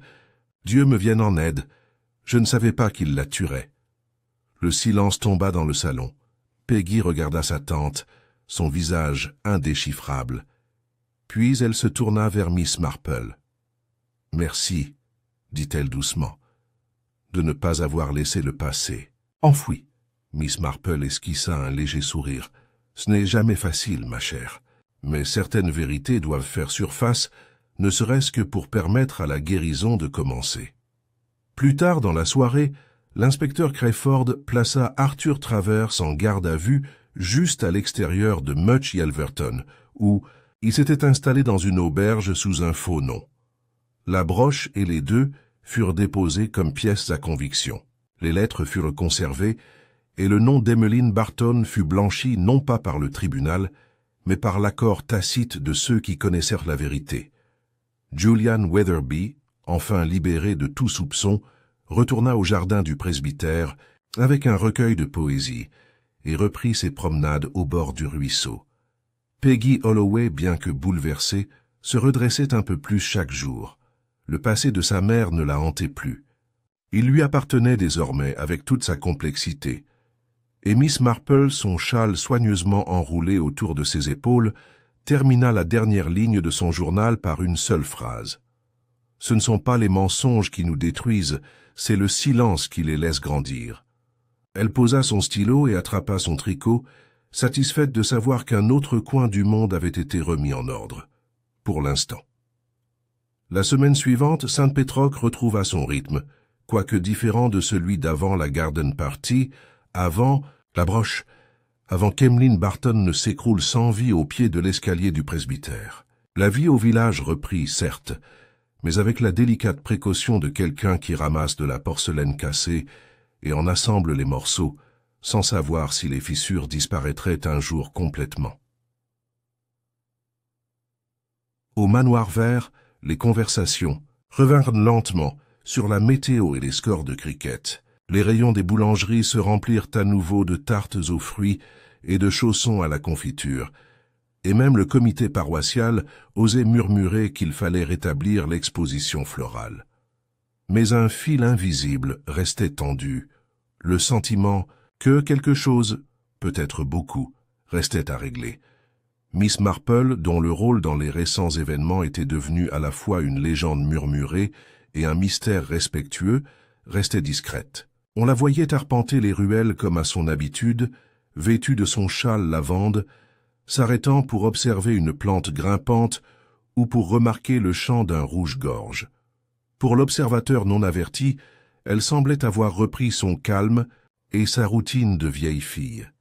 Seuls ceux qui la connaissaient le mieux, comme le Dr Partridge ou Madame Huxley, comprenaient que la surface calme de Miss Marple trahissait souvent un esprit qui suivait encore des fils qui n'étaient pas encore entièrement noués. Un tel fil est apparu de manière inattendue dans le message. C'était une lettre, adressée d'une écriture soignée et penchée, portant un cachet de Weymouth. Miss Marple l'ouvrit après le petit déjeuner, assise à sa petite table, la lumière du soleil éclairant la soucoupe de marmelade d'orange. « Très chère Jane, j'ai fait le tour du quartier comme vous me l'aviez demandé. Arthur Travers a vécu brièvement à Weymouth sous un faux nom, Thomas Ashbury, pendant plusieurs mois en 1952. Durant cette période, il fréquentait deux femmes, l'une, une enseignante locale nommée Margaret Holloway, l'autre, une amie d'Eastbourne en visite. Des rumeurs circulaient au sujet d'une dispute, d'un vol et d'un scandale mineur qui les firent tous les trois disparaître de la scène publique à l'automne. On raconta plus tard qu'il avait fui, endetté. Margaret disparut peu après. Vous aviez raison de poser la question. Cet homme a laissé des ecchymoses à plusieurs endroits. Bien à vous, Harriet B. Miss Marple plia soigneusement la lettre et la rangea dans un tiroir sans un mot. Cela confirmait beaucoup de choses, mais cela suscita aussi une autre question. Elle se dirigea lentement vers la fenêtre et contempla Church Lane. Les ombres du souvenir étaient plus profondes que les ragots. Ce qui avait commencé avec une broche avait révélé une rivalité enfouie, une trahison et une tragédie vieille de plus de 2 décennies. Mais la surface avait-elle été entièrement nettoyée ou simplement perturbée? Plus tard dans la journée, Peggy Holloway est venue nous rendre visite. Elle ne portait plus la tresse d'écolière qu'elle adorait une semaine plus tôt. Ses cheveux retombaient désormais en ondulations douces sur ses épaules, retenues d'un côté par une petite barrette argentée. Son allure était différente, moins celle d'une jeune fille se cachant de son passé, mais plutôt celle d'une jeune femme se tenant sur le seuil. Miss Marple l'accueillit chaleureusement et disposa un plateau de thé avec des biscuits au gingembre. « Je voulais te remercier », dit Peggy en s'asseyant au bord du canapé. « Comme il se doit, pour tout. »« Ce n'est pas nécessaire, ma chère, » répondit Miss Marple. « J'ai seulement aidé la vérité à trouver sa voie. »« C'est juste ça, » dit Peggy hésitante. « Je ne sais pas quoi en faire maintenant. La vérité, je veux dire, c'est tellement lourd. » Miss Marple lui offrit un doux sourire. « C'est souvent comme ça. La vérité est rarement légère. Mais elle a le don de vous façonner si vous la laissez faire. » Peggy baissa les yeux sur ses mains. « Tu crois que ma mère aurait honte si elle savait que je le savais? »« Non, » répondit Miss Marple fermement. « Elle serait soulagée. Les mensonges sont un lourd fardeau à laisser derrière soi. Vous les avez allégés. Ils restèrent assis en silence pendant un moment, jusqu'à ce que Peggy mette la main dans la poche de son manteau et en sorte un mouchoir plié. « Je l'ai. Gardez, dit-elle en déballant la broche. La vraie, celle qu'Emmeline a cachée. » Le sourcil de Miss Marple s'arqua légèrement, mais elle ne fit aucun geste pour le toucher. « Pourquoi ?» Peggy le regarda, le rose cramoisi reflétant la lumière du soleil. « Parce que ça fait partie de moi.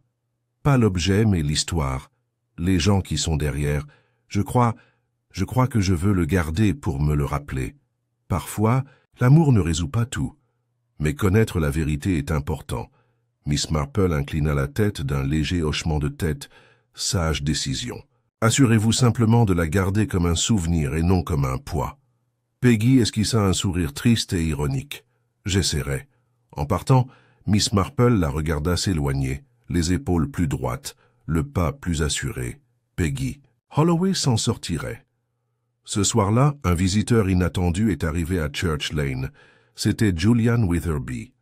Il arriva au coucher du soleil, chapeau à la main, le regard aussi nerveux qu'un enfant. Miss Marple l'accueillit à la grille et le conduisit à l'intérieur avec la grâce familière de quelqu'un qui savait qu'il n'était pas venu parler de la météo. « J'ai pensé, dit-il une fois le thé servi, à Emmeline, à tout. »« Vraiment ?» répondit Miss Marple d'un ton doux. Il hocha la tête. « Il y a quelque chose que je n'ai dit à personne. Je ne pensais pas que c'était pertinent. Peut-être que ça ne l'est toujours pas. Mais je pense que tu devrais le savoir. » Miss Marple posa sa tasse. « J'ai vu Emmeline se disputer avec quelqu'un la veille de la garden party, dans le cimetière. C'était en début de soirée, juste après les vêpres. J'étais derrière la haie, en train de dessiner une gargouille pour un poème sur lequel je travaillais. Je ne voyais pas leur visage, mais j'en ai entendu assez. « Et qu'as-tu entendu ?» Elle a dit. « Tu lui dois plus que le silence. » Et il a répondu. « Le silence est tout ce qui me reste. » Miss Marple resta assise, très immobile. « Pourquoi n'en as-tu pas parlé avant ?» Julian avait l'air honteux, parce que je pensais que ça pourrait m'impliquer, et parce que je ne voulais pas y croire. Je crois que c'était Traverse, mais je n'en étais pas sûr. Et maintenant, Miss Marple hocha lentement la tête. « Merci, Julian. Je crois que vous venez de confirmer ce que je soupçonnais. » Elle se leva et se dirigea vers la cheminée, où la paire de broches, désormais pièce à conviction, avait reposé avant d'être placée en garde à vue. Mais ce n'était pas à la broche qu'elle pensait maintenant. C'était au silence. Ce silence omniprésent et calculé, qui avait permis à tant de personnes de souffrir, c'était le vrai méchant. Alors que la lune se levait cette nuit-là, argentant les toits de Saint-Pétroc et projetant de longues ombres sur les haies, Miss Marple retourna à son journal. Elle a écrit « Il existe deux sortes de silence, celui qui apaise et celui qui blesse. La mort d'Emmeline Barton n'est pas due à un acte de violence isolé, mais au silence profond de trahisons anciennes. Dans ce village, nous privilégions souvent la discrétion, mais il est dangereux de confondre silence et paix. Et maintenant, le silence est enfin rompu. » Elle s'arrêta et tapota légèrement la page avec son stylo. Dehors, dans le jardin, les rossignols étaient revenus. Ils ont chanté d'abord timidement, puis avec une force croissante, une chanson depuis longtemps absente de Church Lane. Peut-être, pensa Miss Marple, c'était un bon signe. Peut-être qu'enfin le passé avait dit son mot, et le présent pourrait commencer. Les semaines calmes qui suivirent les funérailles d'Emmeline Barton se déroulèrent à un rythme presque étrangement calme. Le village de Saint-Pétrox, autrefois profondément bouleversé par un meurtre, reprit sa paisible routine, tel un étang qui se radoucit après avoir été frappé par une pierre. Mais certaines pierres, Miss Marple le savait, laissent des traces longtemps après avoir coulé. L'enquête fut brève. L'inspecteur Crayford, muni des lettres, des deux broches et des aveux signés d'Arthur Travers, délivrés dans un accès de remords de dernière minute, présenta l'affaire comme une évidence, un crime de désespoir. Le jury rendit un verdict d'homicide involontaire. Travers serait jugé cet été et d'ici là, il resterait en détention à la prison du comté. Mais pour Miss Marple, la résolution semblait incomplète. Il n'y avait plus de secret à percer, semblait-il, plus de révélations choquantes. Et pourtant un fil tenace la tiraillait, un détail infime qui ne s'était pas aligné, malgré le soin avec lequel elle avait reconstitué le tableau. Et maintenant que la poussière était retombée, elle se surprit à y revenir avec une concentration renouvelée. C'est le commentaire de Julian Weatherby qui lui est resté en mémoire. « Tu lui dois plus que le silence », avait dit Emmeline, à l'homme qu'elle avait affronté dans le cimetière. « Le silence est tout ce qui me reste », avait-il répondu. « Mais pourquoi ce silence ? Si Travers était revenu simplement pour réclamer la broche, pourquoi n'avait-il pas exigé de l'argent ou menacé de chantage? Pourquoi se donner tant de mal pour récupérer un objet qu'il avait considéré comme un simple bibelot, un souvenir du passé, à moins que la broche ne contienne quelque chose de plus? Miss Marple n'était pas encline au mélodrame. Elle avait vu trop de drames réels au cours de sa vie, des vies réelles brisées par des trahisons silencieuses. Mais là, c'était différent. Travers avait paniqué à la garden party, oui. Il avait affronté Emmeline, il l'avait bousculée de colère. C'était clair. Mais la broche et le secret qui l'entourait semblaient plus que sentimentaux. Elle récupéra son carnet et parcourut ses notes précédentes. Elle s'arrêta à la mention du coffret à bijoux en cuir noir, l'empreinte de la broche, son placement soigné. Ce détail l'avait dérangée à l'époque, et il la dérangeait encore aujourd'hui. Elle se leva et se dirigea vers Chapel Row. Le cottage Barton, toujours fermé à clé et attendant le transfert définitif de propriété, était silencieux. Mademoiselle Marple avait obtenu la permission d'y retourner, grâce à son aide dans cette affaire. Elle tint la clé légèrement dans sa main, puis la tourna dans la serrure.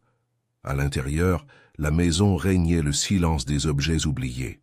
Miss Marple se déplaça avec sa légèreté habituelle, se dirigeant droit vers le salon où le coffret à bijoux avait été rangé. Il était toujours dans son tiroir, intact. Elle a ouvert le couvercle. La voilà à nouveau, la doublure en velours avec l'empreinte en forme de rose. Seulement maintenant, en la regardant avec un esprit aiguisé par des semaines de réflexion, elle la voyait différemment. Le velours présentait une petite déchirure sur le bord. Elle l'examina de plus près. Quelque chose tira sur son doigt, un bord, un coin. Elle fouilla dans son sac et en sortit une pince à broder. Doucement, elle tira. Un morceau de papier est apparu, plié étroitement, à peine visible à l'œil. Miss Marple le déplia, en prenant soin de ne pas déchirer les bords cassants. Écrite de la belle écriture d'Emmeline Barton, la note était brève. Si jamais on retrouve ceci et que je disparais, qu'on le sache, la broche contient bien plus qu'un souvenir. Elle détient la vérité qu'ils ont enterrée en 1953. Jeune fille. Pouvait pas la dire à voix haute, mais il faut qu'elle soit connue. Miss Marple se figea. Elle sortit la broche du coffret à bijoux, la jumelle jamais portée, celle qu'Emmeline avait cachée. Elle la retourna, inspectant la tige de la rose. L'épingle était légèrement plus épaisse qu'elle n'aurait dû l'être, un fermoir caché à la base. Elle la pressa doucement. La broche s'est ouverte avec un clic. À l'intérieur, pliée aussi, finement qu'un timbre-poste, se trouvait une photographie froissée et fragile. Un bébé dans une poussette. Au dos, écrit au crayon. Margaret, octobre 1953. Mon enfant, pas le sien. Miss Marple se rassit, la pièce tournant doucement. Voilà donc c'était ça. Peggy Holloway n'était pas la fille d'Arthur Travers, après tout. Margaret lui avait dit qu'elle l'était, peut-être pour le garder près d'elle, ou peut-être par peur. Mais elle avait menti. Emmeline le savait. Et c'était cette vérité qu'elle avait protégée par son silence. C'est ce que craignait Arthur Travers. Non pas la révélation d'un crime, mais la révélation d'un mensonge auquel il avait cru pendant des décennies. Un mensonge qui donnait à sa vie égoïste un faux sentiment de responsabilité, peut-être même un sens. Apprendre que tout cela n'était qu'une fiction. Miss Marple comprenait pourquoi cela pouvait pousser un homme à la fureur, ou au désespoir, Mais Emmeline, au final, avait dit la vérité à sa manière. Le lendemain, Miss Marple invita une fois de plus Peggy à prendre le thé. Elle attendit que la deuxième tasse soit versée avant de parler. « Il y a autre chose. »« Que tu devrais savoir, dit-elle doucement. Quelque chose que seule Emmeline aurait pu te dire. Mais elle a choisi de le cacher, croyant peut-être que c'était plus gentil ainsi. » Peggy leva brusquement les yeux. Miss Marple plaça la broche sur la table entre eux, ouverte maintenant pour révéler la petite photographie. « On a trouvé ceci dans le coffret à bijoux, » expliqua-t-elle doucement, « et cela prouve que ta mère a menti à Arthur Travers.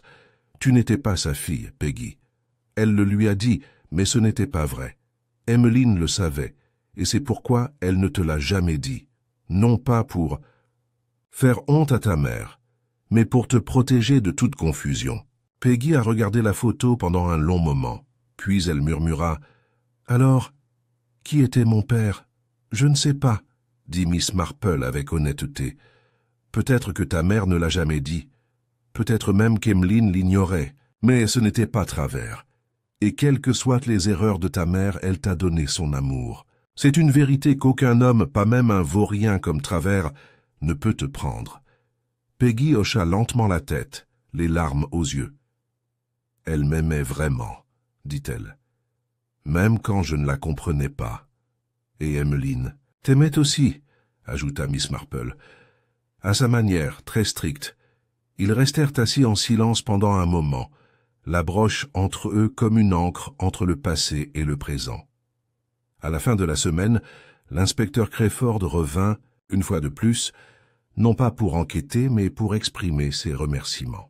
Il se tenait dans le salon de Miss Marple, tournant son chapeau entre ses mains, comme un homme réticent à admettre ses torts. « Tu avais raison, » dit-il finalement, « pour la broche, pour tout. » Miss Marple, assise dans son fauteuil avec son tricot, lui adressa un sourire aimable. « J'ai simplement été patiente, » a-t-elle dit. « La vérité se révèle quand on cesse d'essayer de la contrôler. » Crayford hocha la tête. L'affaire Travers est close. Il a avoué la bagarre, la confrontation, mais il ignorait totalement qu'il n'était pas le père de la fille. Ses aveux ressemblent à ceux d'un homme qui tente de taire une honte qu'il estime méritée. Parfois, dit Miss Marple, les gens se punissent pour leurs illusions. Et la fille, elle s'en sortira, répondit Miss Marple. Elle est plus forte qu'elle ne le pense. Ce soir-là, alors que le crépuscule tombait sur le village et que les premières étoiles apparaissaient au-dessus des ifs, Miss Marple terminait sa dernière entrée de journal par une ligne qui parlait non seulement de l'affaire, mais de toute une vie d'observation silencieuse. N'est pas toujours le grand geste qui révèle la vérité, mais les petits détails cohérents qui attendent patiemment d'être vus. Et quelque part au loin, un rossignol chantait à nouveau. Sa mélodie n'était plus triste, mais pleine de lumière qui revenait. C'est par le premier après-midi vraiment chaud de juin que Miss Marple se retrouva assise dans le cimetière de Sainte-Pétroque, sous le lilas familier qui pendait doucement vers les pierres usées par les intempéries. L'odeur était dense dans l'air, riche, écœurante et nostalgique. Les mains jointes sur ses genoux, elle ne regardait pas les noms gravés dans la pierre, mais les espaces entre eux, les silences. C'était toujours là que résidait la vérité. Cela faisait 15 jours que les derniers aveux d'Arthur Travers avaient été faits. La couronne les avait acceptés et, sauf coup de théâtre, de dernière minute, son procès se déroulerait sans incident. Pas de rebondissement, pas de révélation dramatique. Juste une histoire de tort passé, d'amour déçu et d'un moment de faiblesse fatale. Et pourtant, il restait des non-dits, des choses que Miss Marple, à sa manière discrète, avait choisi de ne pas révéler à la police. Elle croyait en la loi, certes, mais elle croyait aussi en quelque chose de plus ancien. La discrétion, la gentillesse et l'équilibre naturel de la vie villageoise. L'une de ces choses était l'implication plus profonde de Lydia Marchand. Bien que Miss Marple ne l'ait jamais accusée directement, elle savait avec une certitude presque douloureuse que c'était Lydia, la calme et intègre Lydia, qui avait intercepté la dernière lettre d'Emmeline au notaire de Holloway. qui avait espéré, peut-être en vain, retarder sa livraison suffisamment longtemps pour enfouir le passé. Lydia n'avait pas été motivée par la malveillance, mais par la peur et une loyauté farouche et fragile envers sa sœur décédée. Et peut-être, pensa Miss Marple, était-ce une punition suffisante. Après tout, la culpabilité n'est pas toujours attribuée par la loi. Elle vit dans le tic-tac d'une horloge de cheminée, le scintillement d'un souvenir au-dessus d'une table de dîner, le poids d'un tiroir non ouvert. Le même après-midi, Peggy Holloway franchit le portail du cimetière et trouva Miss Marple sous le lilas. « Je me doutais que tu étais là, » dit-elle en écartant une mèche de cheveux de son front. « Ça sent le parfum d'Emmeline. » Elle mettait de l'huile de lilas dans ses foulards. Miss Marple sourit et désigna le banc à côté d'elle. Un souvenir précieux. Ils restèrent assis en silence pendant un moment, le bruissement des feuilles au-dessus d'eux comme de doux murmures. « Elle m'a écrit une dernière lettre », finit par dire Peggy. Le notaire l'a trouvée, cachée au fond d'un vieux dossier paroissial. Il pense qu'elle avait l'intention de l'envoyer plus tôt, mais qu'elle a oublié. Elle l'a passée à Miss Marple, c'était court. Une écriture soignée, sans fioriture. « Ma très chère Peggy, si tu lis ceci, c'est que tu en sais plus que je ne le pensais. Cela peut paraître une trahison. Peut-être l'est-ce. Mais j'ai fait mes choix en pensant qu'il te protégerait. J'ai eu tort de ne pas te confier la vérité. Tu n'es pas définie par tes origines, ni par les miennes, ni par celles de Margaret. Tu es la tienne, une fille à l'œil vif et au grand cœur. J'aurais aimé être plus courageux. J'espère que tu le seras aussi. Toujours à toi, Emmeline. » Miss Marple rendit la lettre en silence. « Elle était toujours si calme, » murmura Peggy. « Je n'ai jamais pensé qu'elle avait peur. »« Nous avons tous peur de quelque chose, » dit doucement Miss Marple. « Mais nous ne l'admettons pas tous. La peur d'Emmeline ne venait pas de la lâcheté, mais de l'empathie. Elle craignait de te blesser. » Peggy hocha la tête, détourna le regard et cligna rapidement des yeux. « J'ai décidé de partir, » dit-elle au bout d'un moment. « Pas pour toujours, mais pour un temps. Il y a une place à Exeter, un apprentissage chez un relieur. Ils m'ont proposé un essai. » Les yeux de Miss Marple pétillèrent. « Un métier noble, un travail très paisible et plein d'histoire. C'est bien ce que je pensais, » dit Peggy. « Je veux créer des objets durables, des objets qui gardent leurs secrets en sécurité, jusqu'à ce que quelqu'un soit prêt à les révéler. » Les jours suivants se passèrent tranquillement. Le révérend Witherby reprit ses sermons du dimanche, agrémentés désormais de subtiles allusions à la perte, au pardon et au déroulement patient de la vérité. Julian Witherby reprit sa poésie et lisait parfois à voix haute pendant les vêpres, la voix parfaitement immobile. J'en vis plus souvent le docteur Partridge dans son jardin, taillant enfin les haies envahissantes qu'il avait laissées tomber pendant l'affaire. Et Miss Marple, une fois de plus, devint un élément incontournable du village au repos. Sa présence si constante, si rassurante, que les villageois oubliaient souvent qu'elle avait autrefois maintenu toute cette affaire compliquée ensemble, par rien de plus que l'instinct et l'observation. C'est lors de la réunion mensuelle de la Guilde des femmes, qui se tenait dans la salle paroissiale, comme toujours, que le sujet d'Emmeline Barton a finalement été abordé sans l'attention du chagrin. J'ai toujours pensé qu'Emmeline était trop convenable pour son propre bien, dit Madame Finch en pinçant les lèvres, mais personne n'a jamais douté de son intégrité. Propre ne veut pas dire parfait, dit doucement Miss Hartnell. Non, ce n'est pas le cas, acquiesça Miss Marple, mais cela signifie souvent avoir des principes, et les principes, eh bien, c'est lourd à porter seul. Il y eut un silence pensif après cela. Le dernier soir, avant le départ de Peggy, Miss Marple l'invita une fois de plus à prendre le thé. Ils étaient assis dans le jardin cette fois, parmi le chèvrefeuille et les rosiers grimpants, avec le crépuscule d'été peignant le ciel de traînées de lavande et de corail. « Je me demande, » dit Peggy en contemplant les fleurs, « si Emmeline n'a jamais eu envie de partir, de fuir tout ça. C'est possible, » dit Miss Marple. Mais elle a choisi de rester, de vivre avec ses fantômes et de protéger les vivants d'eux. « Est-ce que tu regrettes parfois de ne pas être partie ?» demanda Peggy. Miss Marple sourit faiblement. « Non, mon univers a toujours été ici, en observant, en comprenant. Je trouve que les petits endroits renferment les histoires les plus profondes. » Peggy hocha lentement la tête. « Je crois que j'avais besoin d'entendre ça. » Ils se levèrent ensemble et marchèrent vers la porte. Avant de sortir, Peggy se retourna. « J'ai laissé quelque chose pour toi, » dit-elle, à l'intérieur de la broche. Miss Marple cligna des yeux. « Tu l'as toujours ?» Peggy sourit. « Non, j'ai laissé l'original, le vrai, sur la tombe d'Emmeline. Ça me semblait juste, mais j'ai fait faire une copie par un bijoutier, juste la rose, sans fermoir. À l'intérieur, il y a un mot, et avec ça, elle était partie. » Miss Marple retourna dans son salon et trouva le petit paquet sur son bureau, enveloppé dans du papier kraft. Elle l'ouvrit avec précaution. La rose était délicate, élégante, jumelle de l'original seulement en apparence. À l'intérieur, niché dans le creux, se trouvait un morceau de parchemin plié. Elle l'a ouvert. « Pour la femme qui voit tout, merci de m'avoir appris à ouvrir ce qui est caché, Peggy. » Cette nuit-là, alors que le jardin éclairé par la lune se balançait dans la brise, Miss Marple était assise à son bureau, son journal ouvert devant elle.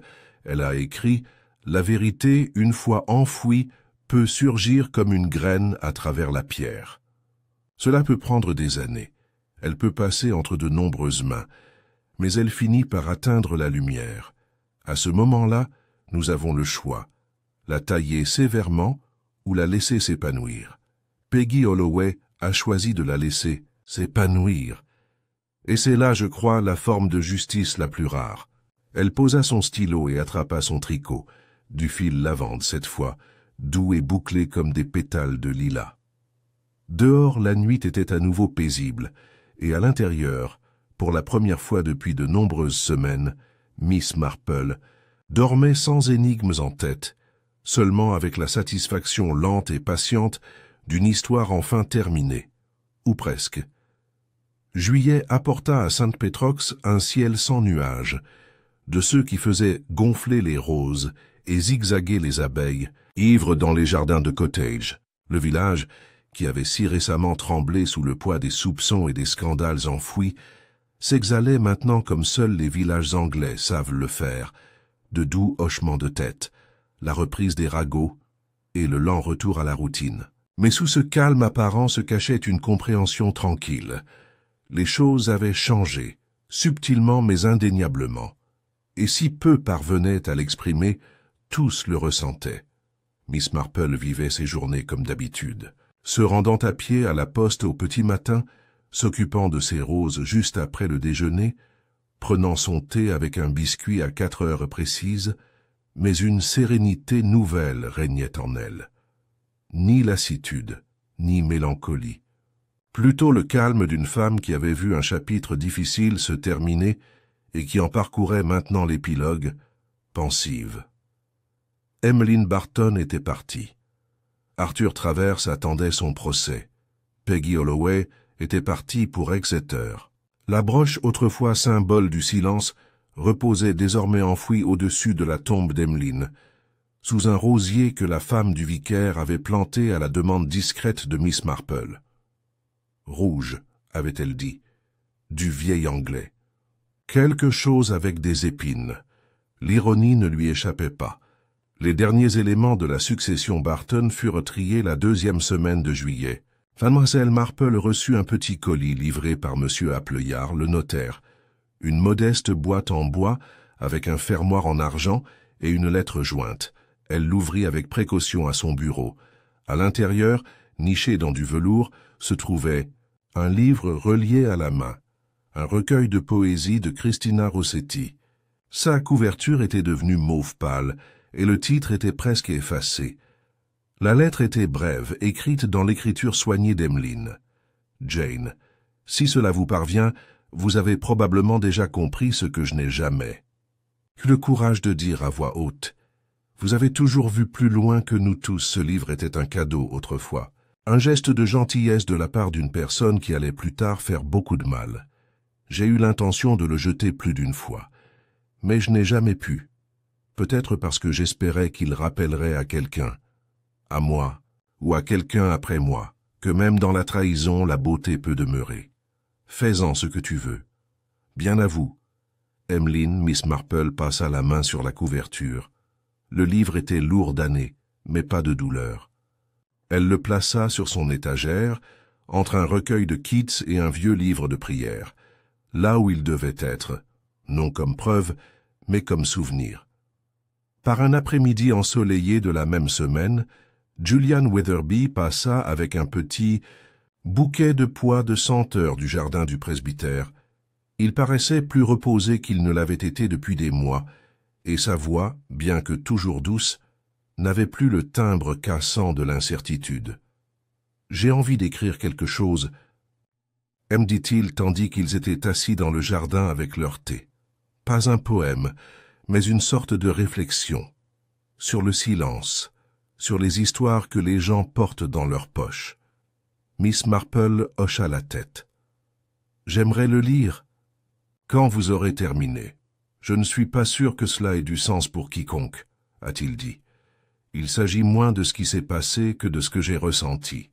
Cet étrange silence juste avant que la vérité ne commence à éclater. » Elle le regarda par-dessus le bord de sa tasse. Ce sont souvent les histoires les plus vraies, celles qu'on ressent plutôt qu'on ne les explique. Il sourit. « Je crois que tu as raison. Et merci. Je ne crois pas avoir jamais dit ça correctement. »« Ce n'est pas nécessaire, » dit-elle simplement. « Tu l'as dit de la manière qui compte, en guérissant. » C'est pendant les vêpres, du dernier dimanche du mois que Miss Marple se surprit à regarder non pas l'autel mais l'assemblée. Son regard allait doucement d'un banc à l'autre, Madame Finch avec ses chapeaux toujours éclatants, les jeunes jumelles Wetherill avec leurs genoux écorchés et leurs cheveux en bataille, Monsieur Tom Ellis somnolant discrètement sous le vitrail. Et là, sur le banc avant gauche, était assise Lydia Marchand. Elle était plus droite que d'habitude, ses gants serrés sur ses genoux, mais son visage portait la douceur de quelqu'un qui avait posé quelque chose. Miss Marple croisa brièvement son regard. Lydia hocha la tête d'un air discret, sans ostentation, mais chargé de sens. Ce n'était pas un pardon qui s'était échangé entre eux, ni une accusation. C'était tout simplement une reconnaissance. Chacun avait fait ce qu'il pensait être juste, ou nécessaire. Et même si l'histoire ne les justifierait pas tous deux de la même manière, elle se souviendrait d'eux comme des gardiens d'une histoire plus complexe que la culpabilité ou l'innocence. Août approchait, accompagné du murmure de la chaleur, et le village se tourna vers la fête. Les banderoles furent déballées, les pots de limonade lavés et préparés, et la pelouse du presbytère mesurée et remesurée pour un terrain de croquet optimal. Miss Marple accepta de siéger au jury du concours de confiture, à contre-cœur, mais avec la résignation bienveillante de quelqu'un qui savait qu'on lui demanderait 3 fois de toute façon. Le prix était une cuillère en métal argenté portant l'inscription « Pour distinction en confiture ». Elle espérait secrètement que ce serait Madame Huxley, dont la confiture de groseille avait toujours été curieusement sous-estimée. Dans ces petits détails d'une douceur banale, le village s'est reconstruit, non pas en oubliant le passé, mais en l'absorbant. Il l'intègre délicatement au rythme des jours, comme le font tous les bons villages anglais. Un soir, la fenêtre ouverte sur la brise d'été, Miss Marple retourna à son journal pour ce qu'elle soupçonnait être la dernière entrée sur l'affaire Barton. La vérité, lorsqu'elle surgit enfin, ne crie pas. Elle arrive doucement comme le crépuscule après une longue journée, caressant le monde de ses douces teintes. L'histoire d'Emmeline Barton n'était pas celle de héros et de méchants, mais celle de femmes qui portèrent leur fardeau avec dignité, d'hommes qui prenaient le silence pour le contrôle, et d'une broche devenue plus que du métal. Elle est devenue un souvenir, un miroir, une clé. Elle marqua une pause et continua sur une nouvelle ligne. J'ai toujours pensé que la justice, la vraie justice, est rarement bruyante. Elle se trouve dans les comptes rendus silencieux, dans l'opportunité de nouveaux départs, et dans le genre de fin qui ne ferme pas le livre, mais place un ruban entre les pages pour que l'histoire puisse un jour rester dans les mémoires. Le lendemain matin, Miss Marple était assise sur le banc du jardin, tricotant, ses mains, parcourant délicatement les rangs de fils lavande. Un merle chantait à proximité, des enfants riaient au-delà des haies. Le monde tournait, inchangé et pourtant irrémédiablement transformé. Elle regarda le village qu'elle avait appelé chez elle pendant des décennies et pensa, non pas aux crimes, ni aux indices, ni même à Emmeline Barton. Elle pensait à Peggy. Holloway, quelque part à Exeter, composant des caractères dans une imprimerie ou apprenant le délicat art de la reliure. Elle imaginait la jeune fille tournant une page, la pressant délicatement sur une couverture finie et souriant. Il existe de nombreuses façons de lier une histoire, et certains, pensait Miss Marple, sont assez forts pour supporter même ce qui était autrefois trop fragile pour être affronté. Le vent agitait son tricot, et elle tendit la main pour le stabiliser. La broche cramoisie, désormais disparue, avait laissé derrière elle un nouveau type de fil, tissé non pas de secret, mais de compréhension. Et cela, pensa-t-elle avec une satisfaction tranquille, était la meilleure fin de toutes.